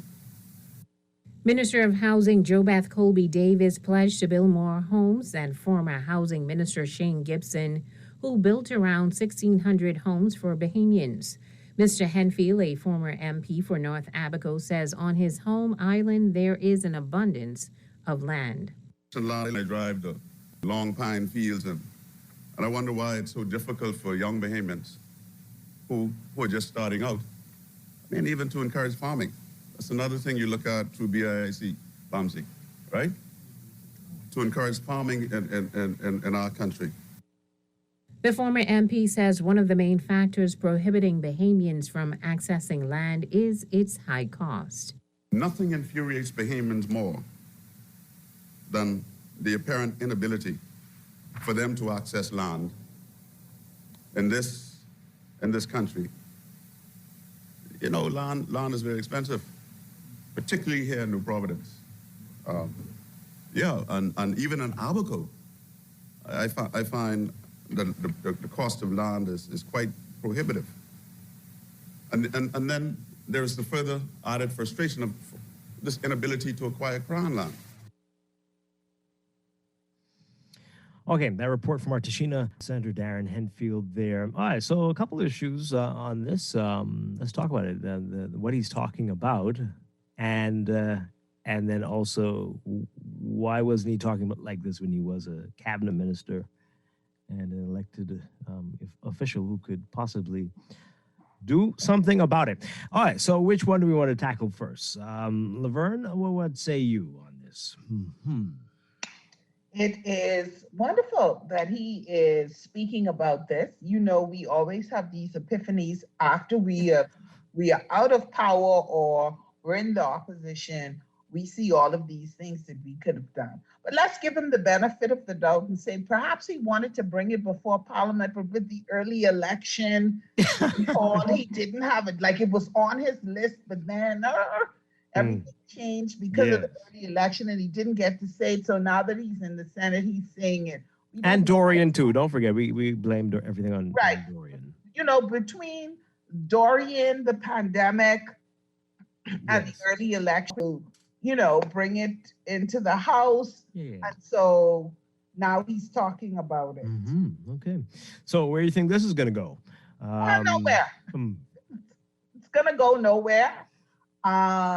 It's going to make the news cycles. And I wonder.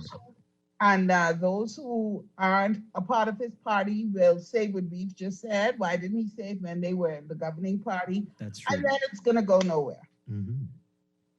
Even though many of them were saying that when they're in opposition too. But yes. This is just the wonderful game that we love to play here, back and forth. But we should explore this. We do have lots and lots and lots of land. Absolutely. It is a wonderful idea. I'm sure the current administration may put out something to say that is their plan, that is their intention, or something like that. It won't be the exact thing, because then if it's the exact thing, then, the opposition may get credit for it, and we can't have the opposition getting credit for it. So it won't be the exact thing, but maybe they have something similar down the pike that they'll go ahead and talk about and say that they're going to do. But the opportunity for Bahamians to have land and to own land is always a great thing. Indeed. Yes. Perhaps we'll do a whole show on it one day. And perhaps we'll tie it into, again, what I've said before, something I'm growing to accept is the only answer to save the country, and especially New Providence, to move the capital entirely to a very low inhabited island, and have a new purpose-built capital, and all those who love to be around the people who inhabit capitals move along with them and free up homes and land in New Providence. It's not going to happen, right? And buy up the land in the new place where the capital is, and diversify and spread out the population in the country. And that will be one of the best things that could ever happen. They'll get their new Parliament building. They'll get everything the way it's supposed to be. Make it a beautiful, just amazing looking place that would attract international attention as well. I think that would be a great thing, and free Nassau from the shackles of being a city that is obsessed with politics and government. It's a beautiful dream, Dwight. It's a beautiful dream. I'm sure it'd be cheaper than renovating a building or building a new one in New Providence, but hey, maybe not. But anyway, it's something that should be considered, I think, and it will save the whole country. Okay. But yes, as you say, it's a dream. Anyway, we're going to take a break for news headlines. When we come back, Morning Blend Business is going to look at the business of music and tell you about a special event that's coming up about this as well.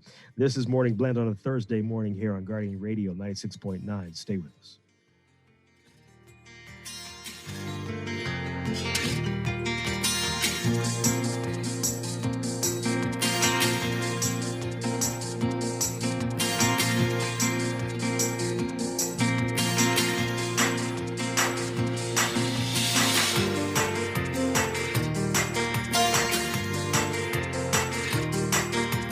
This is Guardian Radio 96.9 FM, Nassau, Bahamas. The views and opinions of the hosts and guests are their own and do not necessarily reflect the position of the management and staff of Guardian Network. Wake up, it's a new day. Wake up, it's a new day.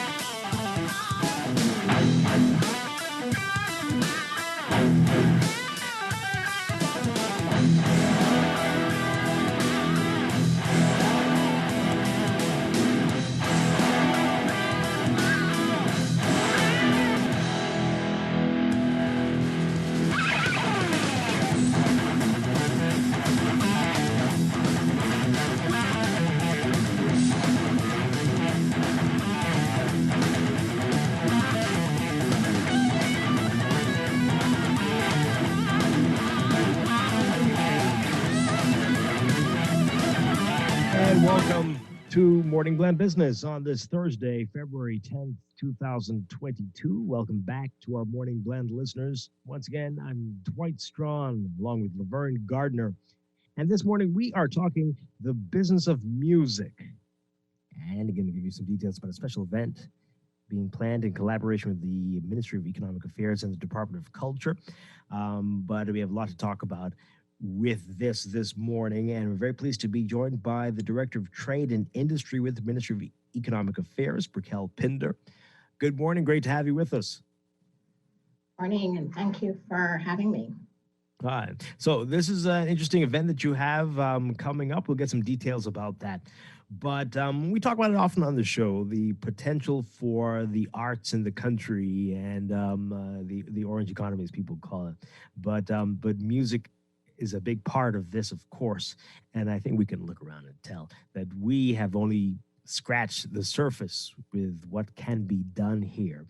But I want to get your opinion on all of this. Why do you agree with that, and why do you think that is? And then we can get into what can be done about it. Yeah, I certainly agree that we have a lot to offer in terms of culture, but I also want to use this opportunity. The Ministry of Economic Affairs, and specifically the Trade and Industry Unit, is involved. There is a point of contact between culture and trade.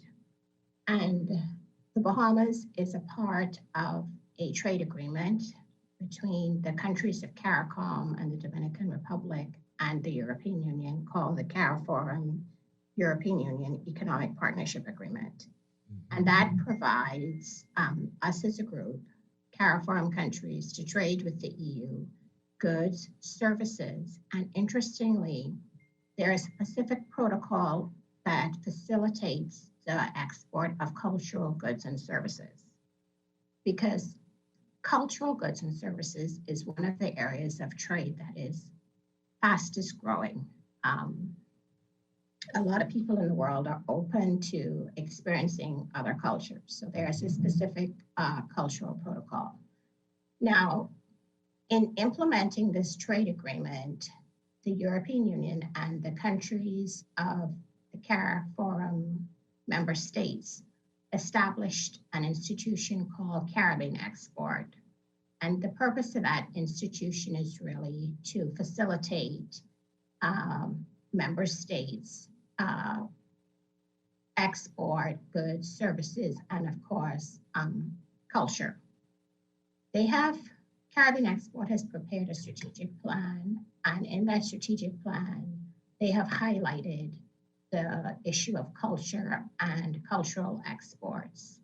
So late last year, their executive director came to the Bahamas and met with Minister Halkitis. And it was agreed that we would, in the next 2 to 3 years, put focus on promoting cultural exports. The Business of Music program is an online program that was developed by Caribbean Export, and they actually revamped the program late last year, and they offered to provide that program to the Bahamas, and this is why we reached out to the Department of Culture and asked them would they be willing to partner with us to provide this training program to musicians locally. So here we are. This program is open to people all across the archipelago. I think the closing date was on Friday. So persons have applied to participate. It's going to be implemented in 3 phases. Participants will be contacted and invited to take the online training modules, which are on the Caribbean Exports website. Then, sorry. Can you give us a little detail about what the program entails? So the program will guide participants through the different aspects of preparing music, digitization, publication, intellectual property, marketing, branding, those types of issues. Okay, all right, that's great stuff. We'll get some more details about that in just a bit. We are joined now by Senior Cultural Affairs Officer, Synovia Pierre. Novi, good morning. Welcome to the show. It's been a while. You're on mute. Uh-oh, still muted. Oh, there we go. Good morning. Great to see you. It's been a while. Right. Yes, it has been a while. But I follow you every morning. You are my morning commute.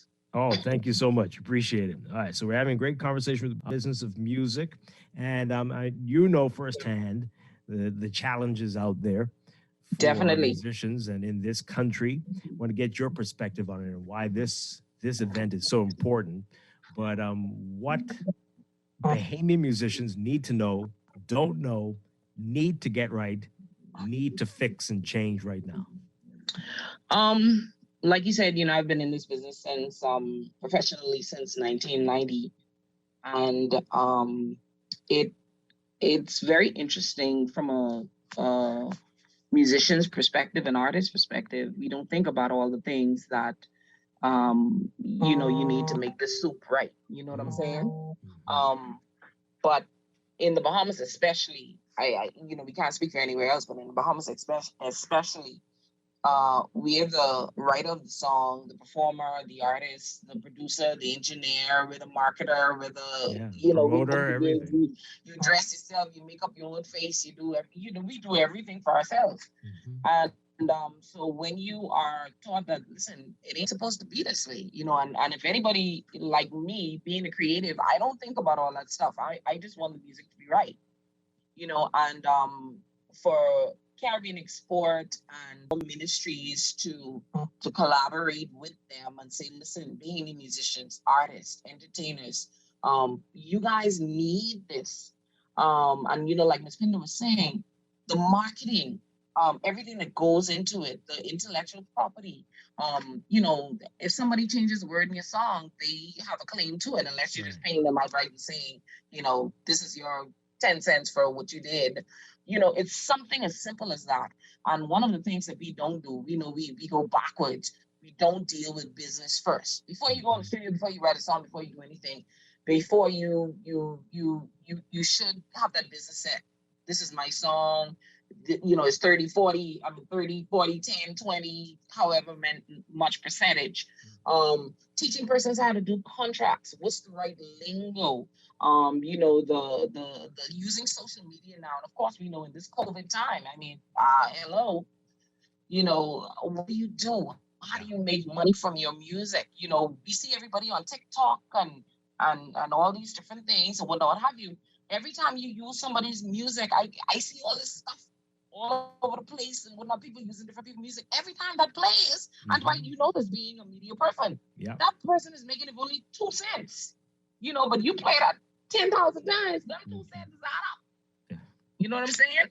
Definitely. And so this is extremely important for those persons, and we've gotten quite a number of persons that have signed up, and we're very happy about that because people are saying, listen, I need help, and this is what this program is gonna do. It is gonna do. Yeah. You mentioned it, and Raquel Pinder mentioned it as well. Intellectual property. We do seem to have some issues here with people understanding that and respecting that. What do we need to do to fix that? Oh, man, education is the best thing. Ignorance, and we all claim ignorance. People just don't know. Some people do know, and those that do know, because we don't know as the artist, they take advantage of it. I hear my songs playing when I'm put on hold, please hold, and I hear profiling, and I'm like, wait a minute, am I getting paid for this?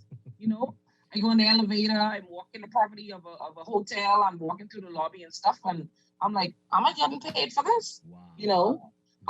People, they take advantage of it all the time. They play commercials on the major radio stations and the television stations, and they don't realize that is my property. You can't come to my house and just take my car and ride up and down in it. So why do you think that you should be able to do that with my work? So that means that the creators of it need to know that they have legal rights for their original works, inventions and the appearance of their products. Just like you can't go about and name yourself, I don't know, I can't brand myself Beyonce. That's her name. So artists need to know that they have rights when it comes to their intellectual properties, and those persons in the media and the marketing persons and whatnot, what have you, they also need to know that there are laws that protect us. So definitely we need to squash the ignorance and just educate. Yeah. Do you think it's an age thing? Do older artists, musicians get it, or have these been issues that we've had from the beginning of time? I think it's always been an issue.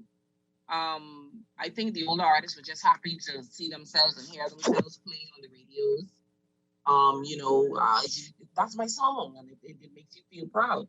These younger artists, man, they want to see themselves everywhere. They want to hear their names everywhere, and then they want to know how much they're being paid for it. We're just catching up now and realizing that this is the way that it should be done. So definitely it has to be a bridging of the generations, a bridging of the artist, and basically a share of knowledge. Yeah. Raquel Pinder, what's the end game here for, are we looking at, is that an issue, is that under consideration at all, finding ways to export our music to more parts of the world, to get better exposure for our local artists? Is that part of what this is all about? What is the overall plan? Certainly, like I mentioned at the beginning, we do have the provisions in the trade agreement with the European Union for cultural exports. So we have what they call the market access.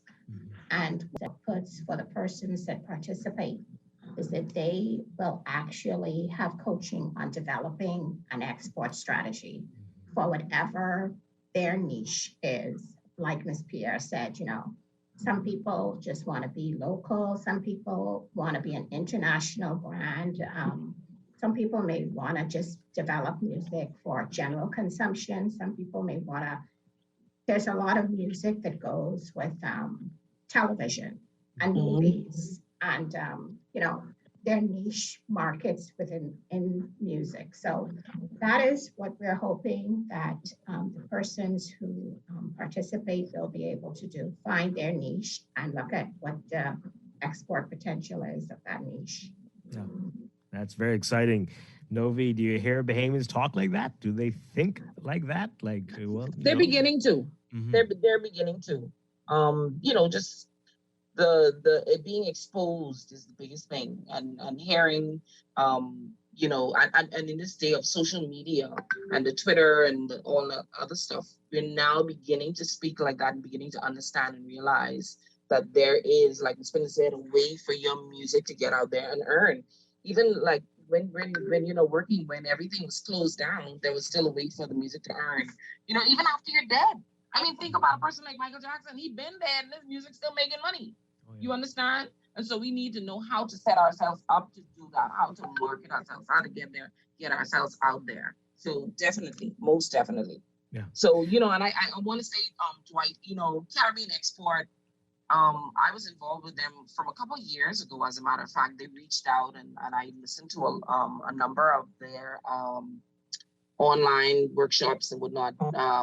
And Tennille Burrows, Tada, and myself and Jason Ferguson from JMF Productions, a thing with them. They were dealing with Caribbean countries about marketing and branding and all this stuff.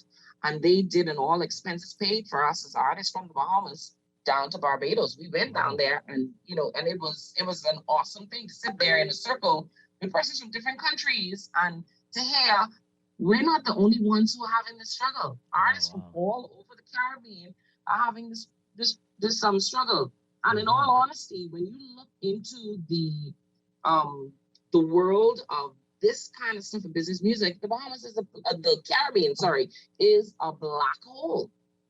You understand? Music, movies don't touch us, especially the Bahamas. We're getting a little better now, but you don't usually find our music in movies and international commercials and on Super Bowl and all that kind of stuff because our business part of it ain't set up right. Mm-hmm. You understand?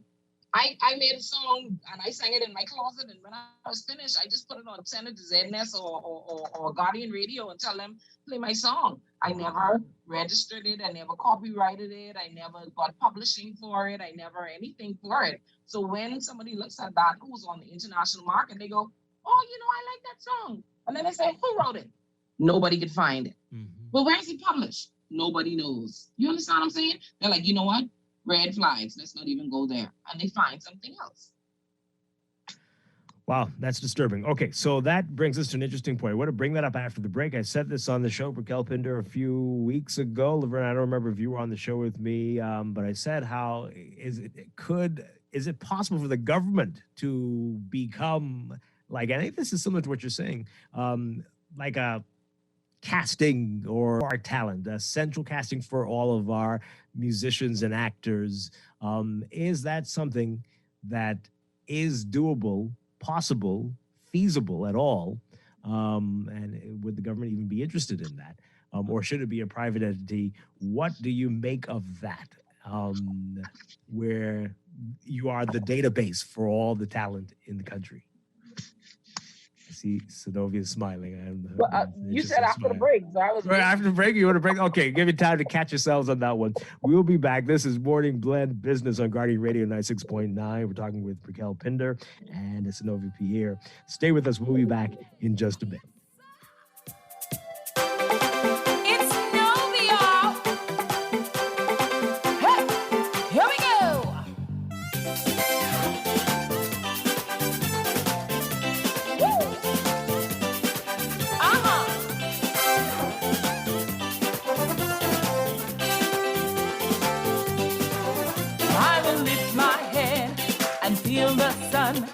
Branches of the lignum vitae, and imagine the softness of pink flamingos as they walk away quietly.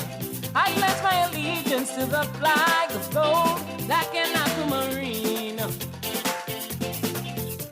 of beautiful blue marlins in our waters so serene. I stand up and I claim my name. I lift my head high and feel no shame. My navel string under the coconut tree. See, I was born to love this country. I stand up and I claim my name. I lift my head high. This traffic report is brought to you by Shield and Dentist. Final look at traffic now, and it's worked again for Samalabala Highway this morning. Though the Southwest gateways have been crowded all morning and you still got your hefty traffic line attempting to get out of Gladstone Road into the intersection of JFK and Muhammad Boulevard roundabout, and you've got Carmichael Road still with a bumper-to-bumper traffic leading out to Blue Hill Road and Blue Hill Road itself in a slow ride to get over the hill and into the Tony'sville and Darling roundabout below. But Samala Highway, that heavy traffic line is basically out of there. They've shared the roundabout with Tony'sville and Darling West Lane, giving equal access to that circle, and it's worked for them so far again this morning, and they're basically totally out of there. Now, you still have hefty traffic lines on Independence Drive, both the west lane going into the Blue Hill Road roundabout and the east lane going into the East Street roundabout. And you've got your regular congestion for this time of the morning on Prince Charles Drive going into the East-West Highway Marathon intersection due to the traffic light control in that area. But already, Marathon Road has lightened up for the traffic headed north into the city. But you still got congested traffic on Soldier Road going into that Wolf Road traffic light. That's also bungling with the traffic that's coming off of Bernard Road into that same intersection. And the road still has a heavy traffic flow. Attempting to get up there on the Shirley Street, you will be towing the line over there. The 6-lane roundabout coming into the city has its nominal stop and go traffic going through that intersection from the JFK side, from the New Providence Avenue side, and coming from through the Sports Center. But once clear of that, using Farrington Road or University Drive, the ride lightens up a bit, getting further into the city. And West Bay Street, the ride has been pretty good all morning. Virtually no hassle to get into the city. It's been a good ride. This Nassau Traffic Report, service of Garden of Eden, were able to enjoy delicious Bahamian breakfast all weekend and up until 3 o'clock in the afternoon. Call Garden of Eden East for to cater and host your indoor and outdoor pools party as well at 819-5574. That's 819-5574. Read the Ryan Sky, look at traffic in real time, and BANN.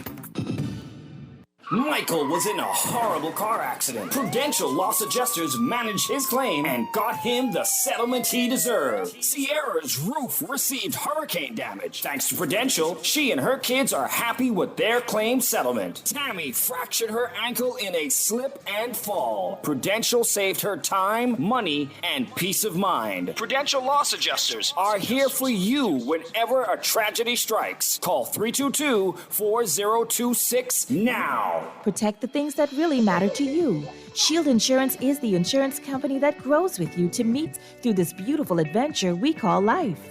From automobile to home to life and health, boat, liability, construction, and business insurance, Shield has affordable policies, flexible options, friendly service, and the expertise to protect your hard-earned assets. Shield Insurance agents and brokers in Nassau, call 356-7202 or Freeport 352-5945. Ready to save? You can put $100 into the CFAL Savings Express Plan and make sure your money keeps growing. Earn interest on your savings while you're sleeping, eating, or standing in line at the bank. Ready to invest? Start by putting $1,000 into our mutual funds and earn interest there too. Because at CFAL, your interest is our interest. Visit CFAL.com to start now. CFAL, growing wealth for future generations of Bahamians. The Water and Sewage Corporation advises the public, its customers, and residents of Taylor Street, Nassau Village, that the corporation will commence improvement work on January 31st, 2022 for a period of 10 weeks. During this period, there may be interruption in water supply, road closures, and detours around the work area. Where possible, motorists are asked to avoid the area between the hours of 9 a.m. to 2 p.m. daily. The corporation apologizes for any inconvenience caused and appreciates your patience as they work to improve their level of service.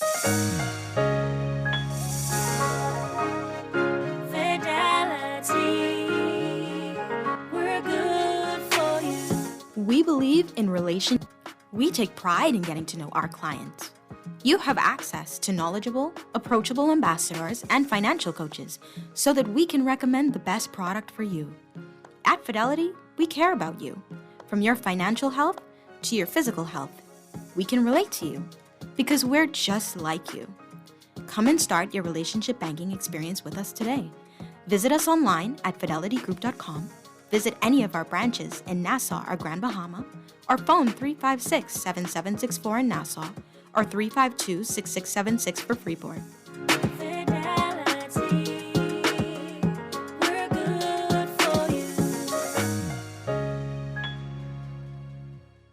Start the year making all the right money moves. Budgeting and saving? Yes. Investing? Check. But what if you could do more? With an RF brokerage account, you can get priority access to local investment opportunities right as they come to the market. Never miss a bond or new share offering again. Plus, you can house all your investments in one place and benefit from expert investment advice. Contact us at brokerage@rfgroup.com to start doing more today. Some conditions apply. RF, money at work. This is Guardian Radio 96.9 FM. Fresh news, smart talk, all day.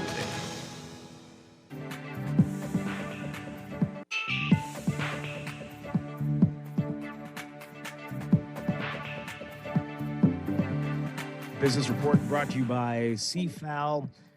Nassau Cruise Port is pursuing Crystal Cruises in court over outstanding payments for services. NCP's CEO Mike Moore Jr.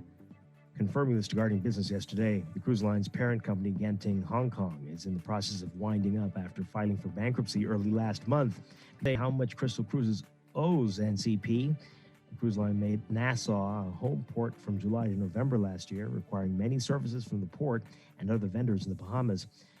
Guardian Business understands that several other local companies could be owed money. On Friday, Bahamian authorities seized 2 of Crystal Cruises' ships in waters off Freeport after a Florida court ordered the rest of the company's vessels when the company was sued by its fuel supplier last month over unpaid fuel bills. Bahamian authorities received a writ of summons from the Supreme Court to seize the vessels. They were arrested through a joint effort between the Port Department, the Office of the Attorney General, and the Bahamas Maritime Authority. Crystal Cruises vessels are registered in the Bahamas. Court documents list 13 invoices for fuel to Crystal Cruises and Star Cruises ships, with payments totaling almost $3.4 million due to Peninsula Petroleum between August 11th and January 17th. Attorney General Ryan Pinder reaffirming the government's commitment to land, that the Davis administration is committed to addressing the issues related to land registration. Pinder was contributing to the debate on a resolution for the acquisition of land at Paris Court, the once right-of-way road on the property of the Marriott Hotel on West Bay Street, and then the swap of Paris Court for Bahamas Power and Light way leave, parcel of equal to about $10.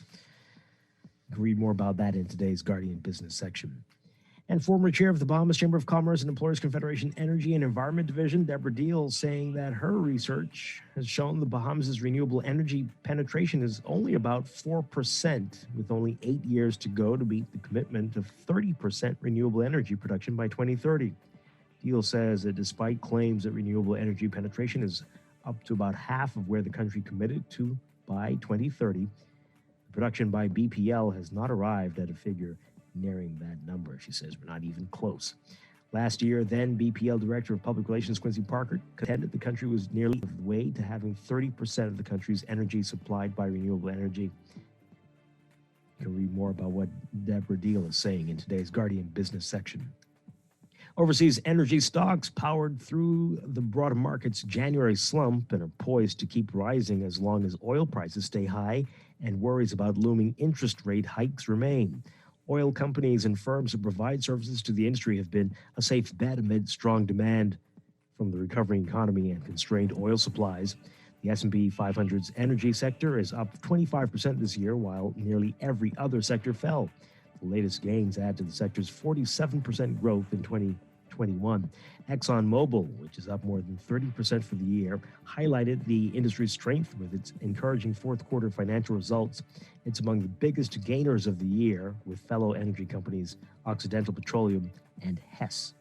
Oil prices are near 7-year highs as OPEC sticks with cautious increases in the amount of oil in the economy, even as demand increases. Prices are also getting support over concerns about a potential conflict between Russia and Ukraine. Crude oil prices will likely remain at their high levels in the coming months, according to the Energy Information Administration. The picture for prices is hazier for the back half of the year, though. Prices could face more pressure if global oil production rises as consumption slows down. Prices could also remain high depending on supply chain problems and how central banks react to rising inflation. In your Market Watch, recapping trading on the BISX from Wednesday, market movers, Bahamas first, moving 31,980 shares, closing unchanged at 239. Bank of the Bahamas moving 27,912, up 18 cents to 249. CIBC First Caribbean Bank moving 500, unchanged at $13. Commonwealth Bank moving 5,000, down 13 cents to 273. Consolidated Water unchanged at $1.98. Emira Incorporated down 7 cents, closing at $11.45. The BISX on 2,217.56, down 30.88. That's your Market Watch. And that is your morning business report, brought to you by CFAL, growing wealth for future generations.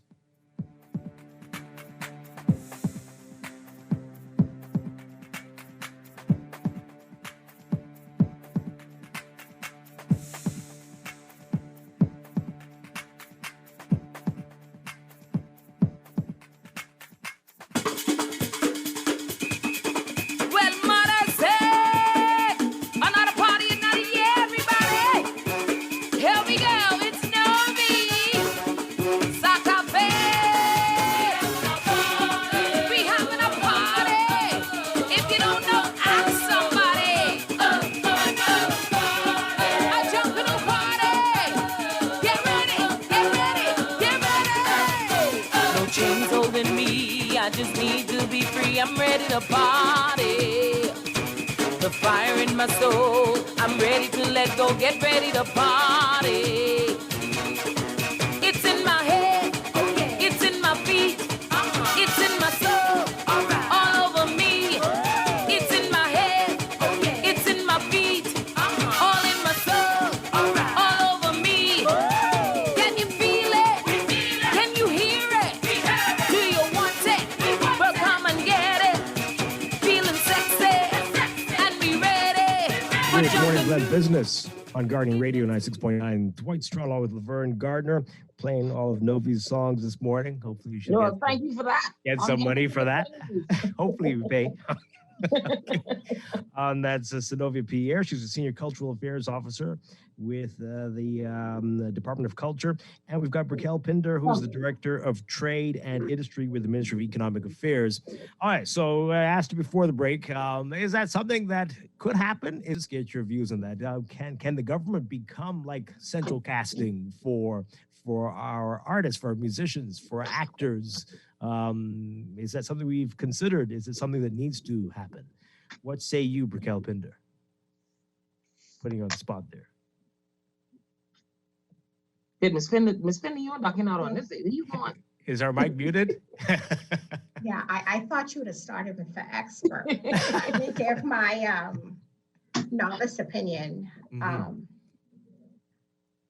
I don't know if it's going to be the government alone.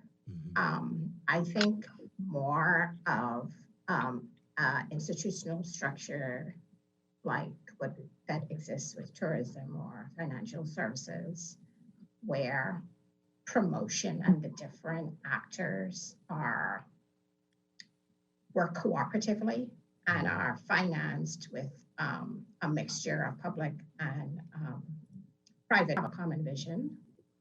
I think that is the model that countries like Trinidad and Jamaica are using, because, like I said, the sector is growing and there are a lot of opportunities, and it takes more than one actor to have a vision and to implement promotion and export strategy for so many diverse actors in the sector. Yeah. So that's the novice opinion. Okay, all right. Synovia Pierre, what say you on this? No, I don't think the government should be in on artists and whatnot have you. We have, I think there needs to be a regulation, yes, of things like what the bar should be like for what you charge at certain things and whatnot have you, but that's not the government's. I don't think that's the government's job. I don't think they should be in on that. What the government should be doing is protecting the musician, those persons, because the art is the culture of the country, and so the government should be concerned with that part of it, preserving traditions, the heritage, creating avenues to make, allow us to create and get it out there. But as far as finding us jobs and doing stuff like that, I don't think the regulation comes from that. I don't think that should be the job of the government. No. Well, what about if I could just chime in on that, I was waiting for like the experts to see Man, what stop they that, man.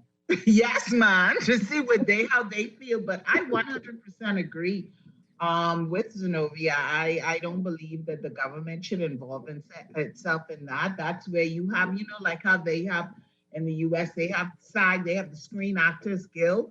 I think Correct. that's Correct. the kind of thing that musicians should Correct. have, and they should be the ones that are navigating that. I think sometimes when we involve government in certain aspects, it becomes a lot more red tape than maybe it needs to be. And that's not a diss to any one particular government, but their whole processes, calls for a lot more red tape than maybe is needed. Yes, I totally endorse that. All right. So what about incentivizing then the companies, the private sector companies, to do more? Are we seeing enough of that or any of that at all? And well, definitely for incentives, with duty, charging less duty on certain things that we need, that we cannot manufacture here, because we know this is not a manufacturing country. Things like that, or bringing things in, making it easier for us to create. Definitely, so the government can helping us with establishing laws, helping us with establishing things like, and I could get in trouble for this. Everybody knows I work for the Department of Culture, but when you think about Junkanoo, it hurts my heart, and it makes me angry every year that people come here from all over the world, and we allow them to come in, take pictures, and the next thing you know, the Saxons dancing in a movie from Germany.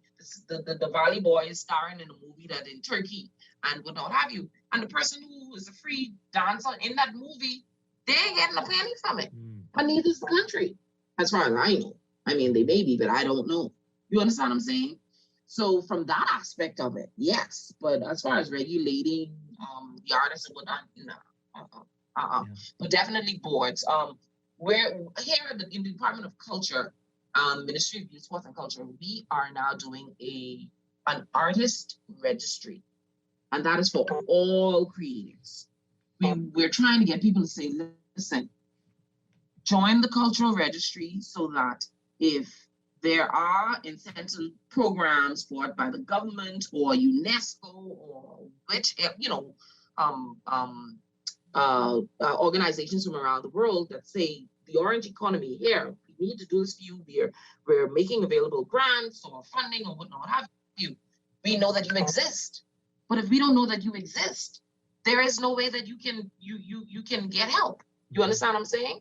So if there's a registry that has us on there, and during the time of COVID, when we were doing all of these, sitting on these boards and listening in on these meetings, the countries in the Caribbean, the Latin American countries, man, let me tell you, their cultural registries were like, you would not believe. Cultural registry the other day, because we've been sending out links to persons, every artist that comes in, every artist that we come in contact with, saying, please sign up on the cultural registry. Do you know how many people signed up, Dwight? I want you to take a guess. I bet you it's not many. 35. Oh my goodness. And we've been working on that for over a year. All right, well, that's interesting. I want to ask you about it, because I've not heard about this, and that doesn't mean anything that I've not heard, but that probably means quite a few people haven't heard about it as well.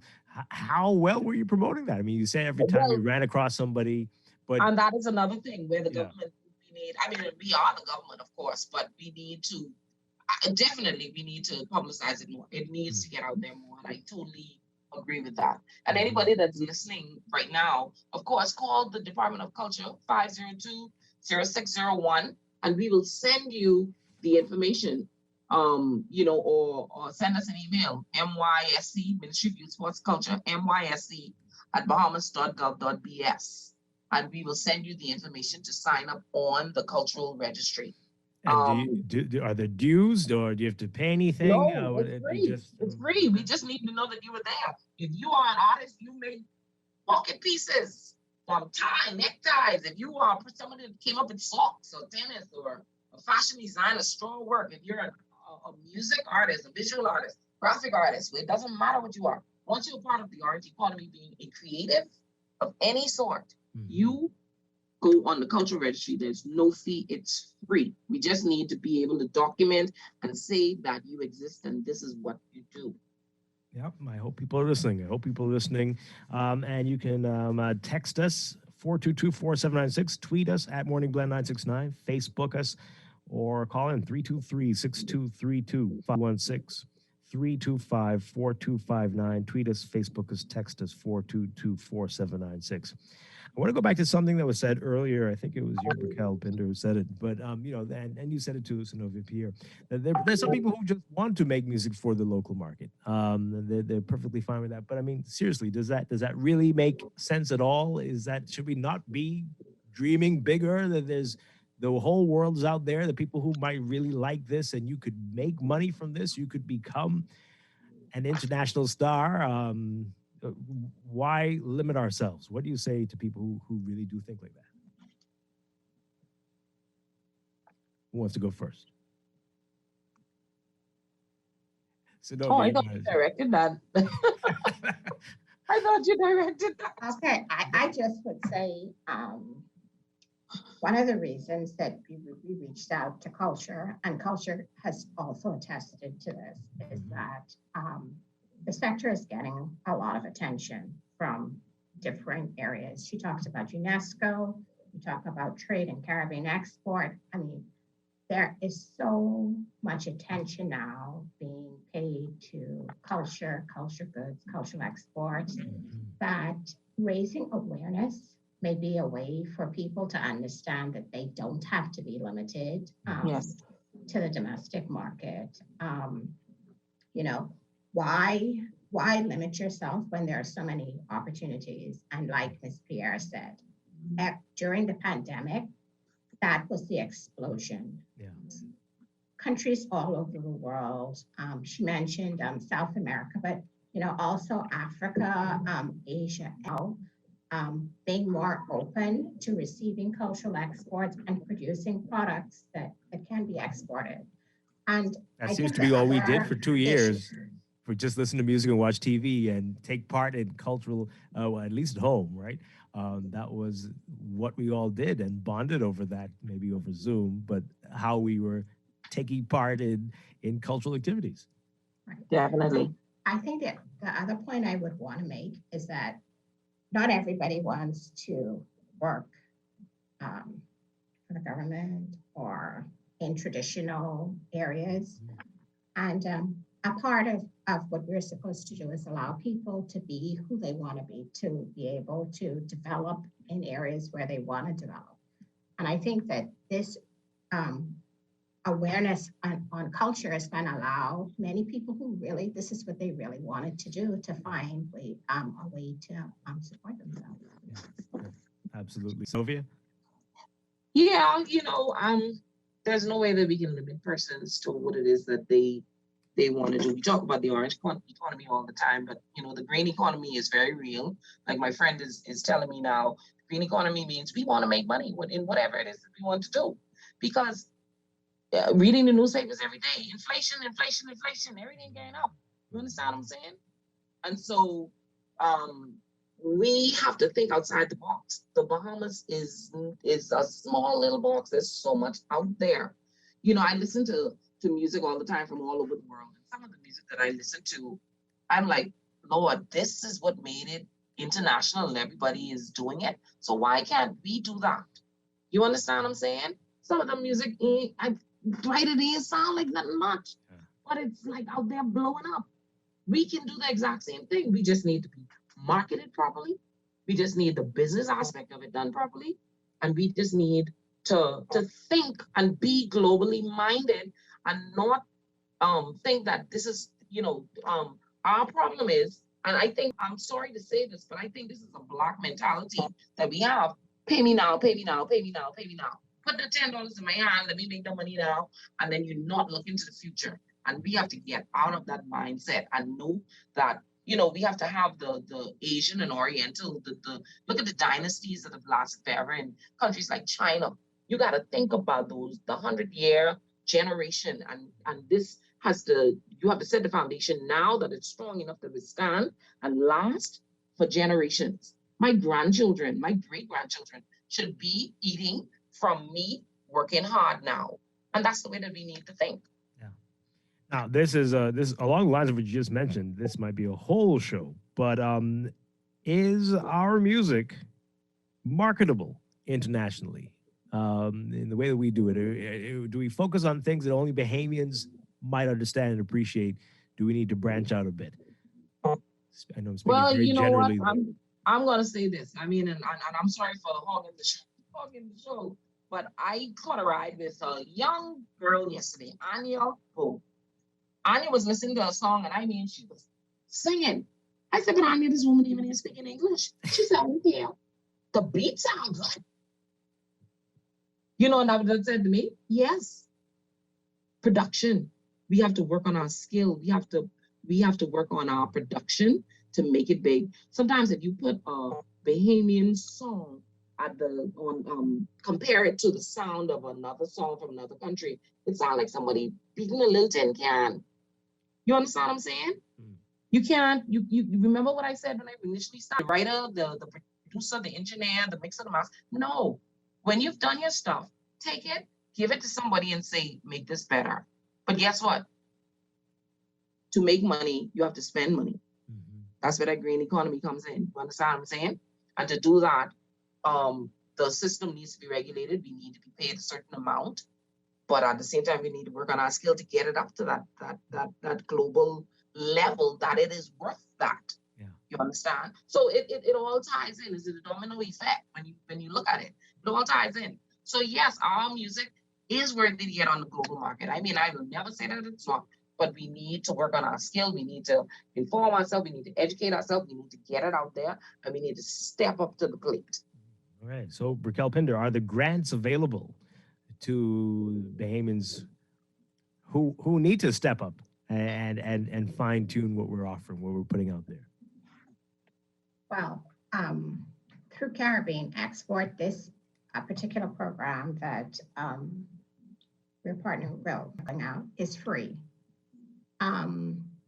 They have had calls for people to apply for grants, and we haven't had much success with Bahamians really getting those grants. And one of the things that we're going to be doing is trying to work with other agencies so that they can prepare their sector to apply successfully for these grants.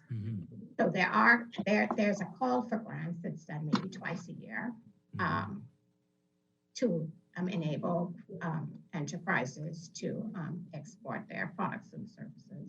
So the luck has been they just haven't put forward a good enough justification for why they should get a grant, or what's the issue? I think it's two issues. I think it's one, awareness, and the second one is the financials that they have to produce.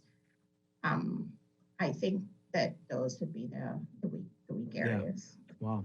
All right, let's take this call, and we got a couple of messages as well. Good morning, caller on Morning Blend Business. Good morning, Mr. Strachan, to your co-host and to your guests. Hi, good morning. Good morning.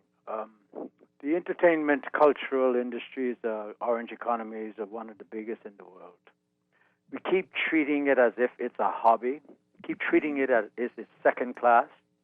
And until we in the Bahamas decide that we're going to industrialize and pay serious attention to the potential of the entertainment industry, we're going to keep doing what we've been doing and expecting different results, and that's the sign of insanity. We've been agitating for the government to establish an entertainment cultural encouragement act, just like Hotel Encouragement Act, Agricultural Cooperation Encouragement Act, etc., without any success. Businesses have to invest in industries to make money. If we keep going hand in hand to the government begging, that's the way we'll be treated, as beggars. The government needs to get out of the business of producing entertainment and let professionals do their jobs. And so we got to stop our foolishness and get serious about what we're doing. And until we do that, we're going to keep doing exactly what we've been doing and expecting different results. In the 40s and 50s and 60s, when entertainment was king in this country, no government was giving entrepreneurs handouts. They were investing their monies and their talents, and entertainment, the Bahamas was considered the mecca of entertainment for this part of the world. So, we got to get serious in this country, doing foolishness and promote the thing. The tourism industry is about entertainment and culture, but we believe it's about hotels and lodging. Let's get serious. Thank you very much for the opportunity. Thank you very much, Freddie. Thank you. Okay, well, how do you respond to that? What say you? Any of you on that one? Well, he's right. I mean, it's just like we said before, keep the government out of the entertainment and let the professionals do what it is that they do. Mm-hmm. I agree with that. And that's from me as an artist, definitely. We just need your assistance with, incentives and regulations and that kind of stuff. Yeah. All right. So tell us a little more in our final couple of minutes here about what's going to be happening here in the program, what will be going on, how long does it last for, and what can we expect at the end of it all? How many people have applied so far? Or the deadline to apply has passed, but how many are going to be taking part? Okay, I'm going to jump in, Miss Pinder. You want to say? Okay. We saw over 100 applicants. Oh, wow. The deadline was February 4th. Yes. So the deadline has passed. The applicants will be contacted and invited to participate in the online training, which is on Caribbean Exports website, Business of Music modules. They will have 2 weeks there will be a specific training for the selected participants based on some areas that they would have identified in their registration. And the final phase will be coaching on whatever it is that they want to do in their music niche to prepare an export strategy in that area. Okay. So the entire program is going to be about 6 weeks, from about the 15th of February to about the 24th of March. Okay, wonderful stuff. Looking forward to some very exciting things coming out of this. Great discussion this morning. Thank you both for being here with us, and hopefully people will be paying attention and heard what you said, Synovia, as well, about the joining the registry. Yes, there. yes. And thank you again, Synovia Pierre and Briquel Pinder. Thank you for talking with us this morning. Thank you for having us. All right. All right, let's take a very quick break, and we'll be back to Rather Business. Power to prosper.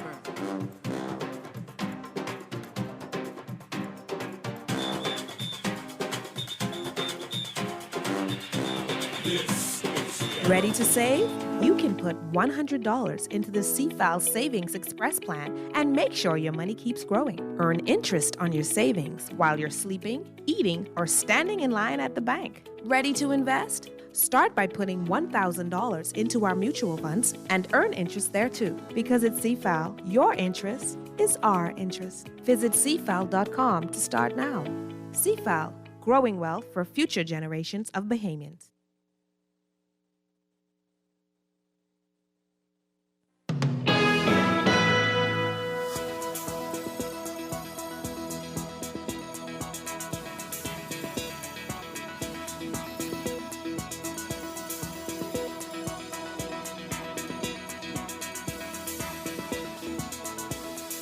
Front that's moving through, and clusters of showers and embedded thunderstorms moving northeastwards towards Crooked Island and Acklands. And these showers and thunderstorms associated with prefrontal trough combined with streaming tropical moisture. The thunderstorm is expected to be heavy at times, strong and severe at times, heavy rain, dangerous lightning, hail, and possible waterspout or tornado activity as well. Boaters in the warning area should seek safe harbor, and residents in the warning area should stay indoors and away from wind. As you said, it's all a result of prefrontal activity in the central Bahamas as the front has moved through, and that's expected to bring some heavy rain and severe weather activity for the central and southeast Bahamas today. Before moving back up north as a warm front by tomorrow across the northwest Bahamas, and then bringing some severe weather to that part of the country for Saturday and Sunday, Friday and Sunday. That's your morning blend. That is it for us today. Laverne Gardner, thank you so much. Always a pleasure. We'll Thank you too. Always a pleasure. Talk again next week. Yep. And I'll be back tomorrow morning with more Morning Blend and Morning Blend Business right here on Guardian Radio 96.9. Have a great day, everybody. Stay tuned for On the Clock with Aaron Green coming up next.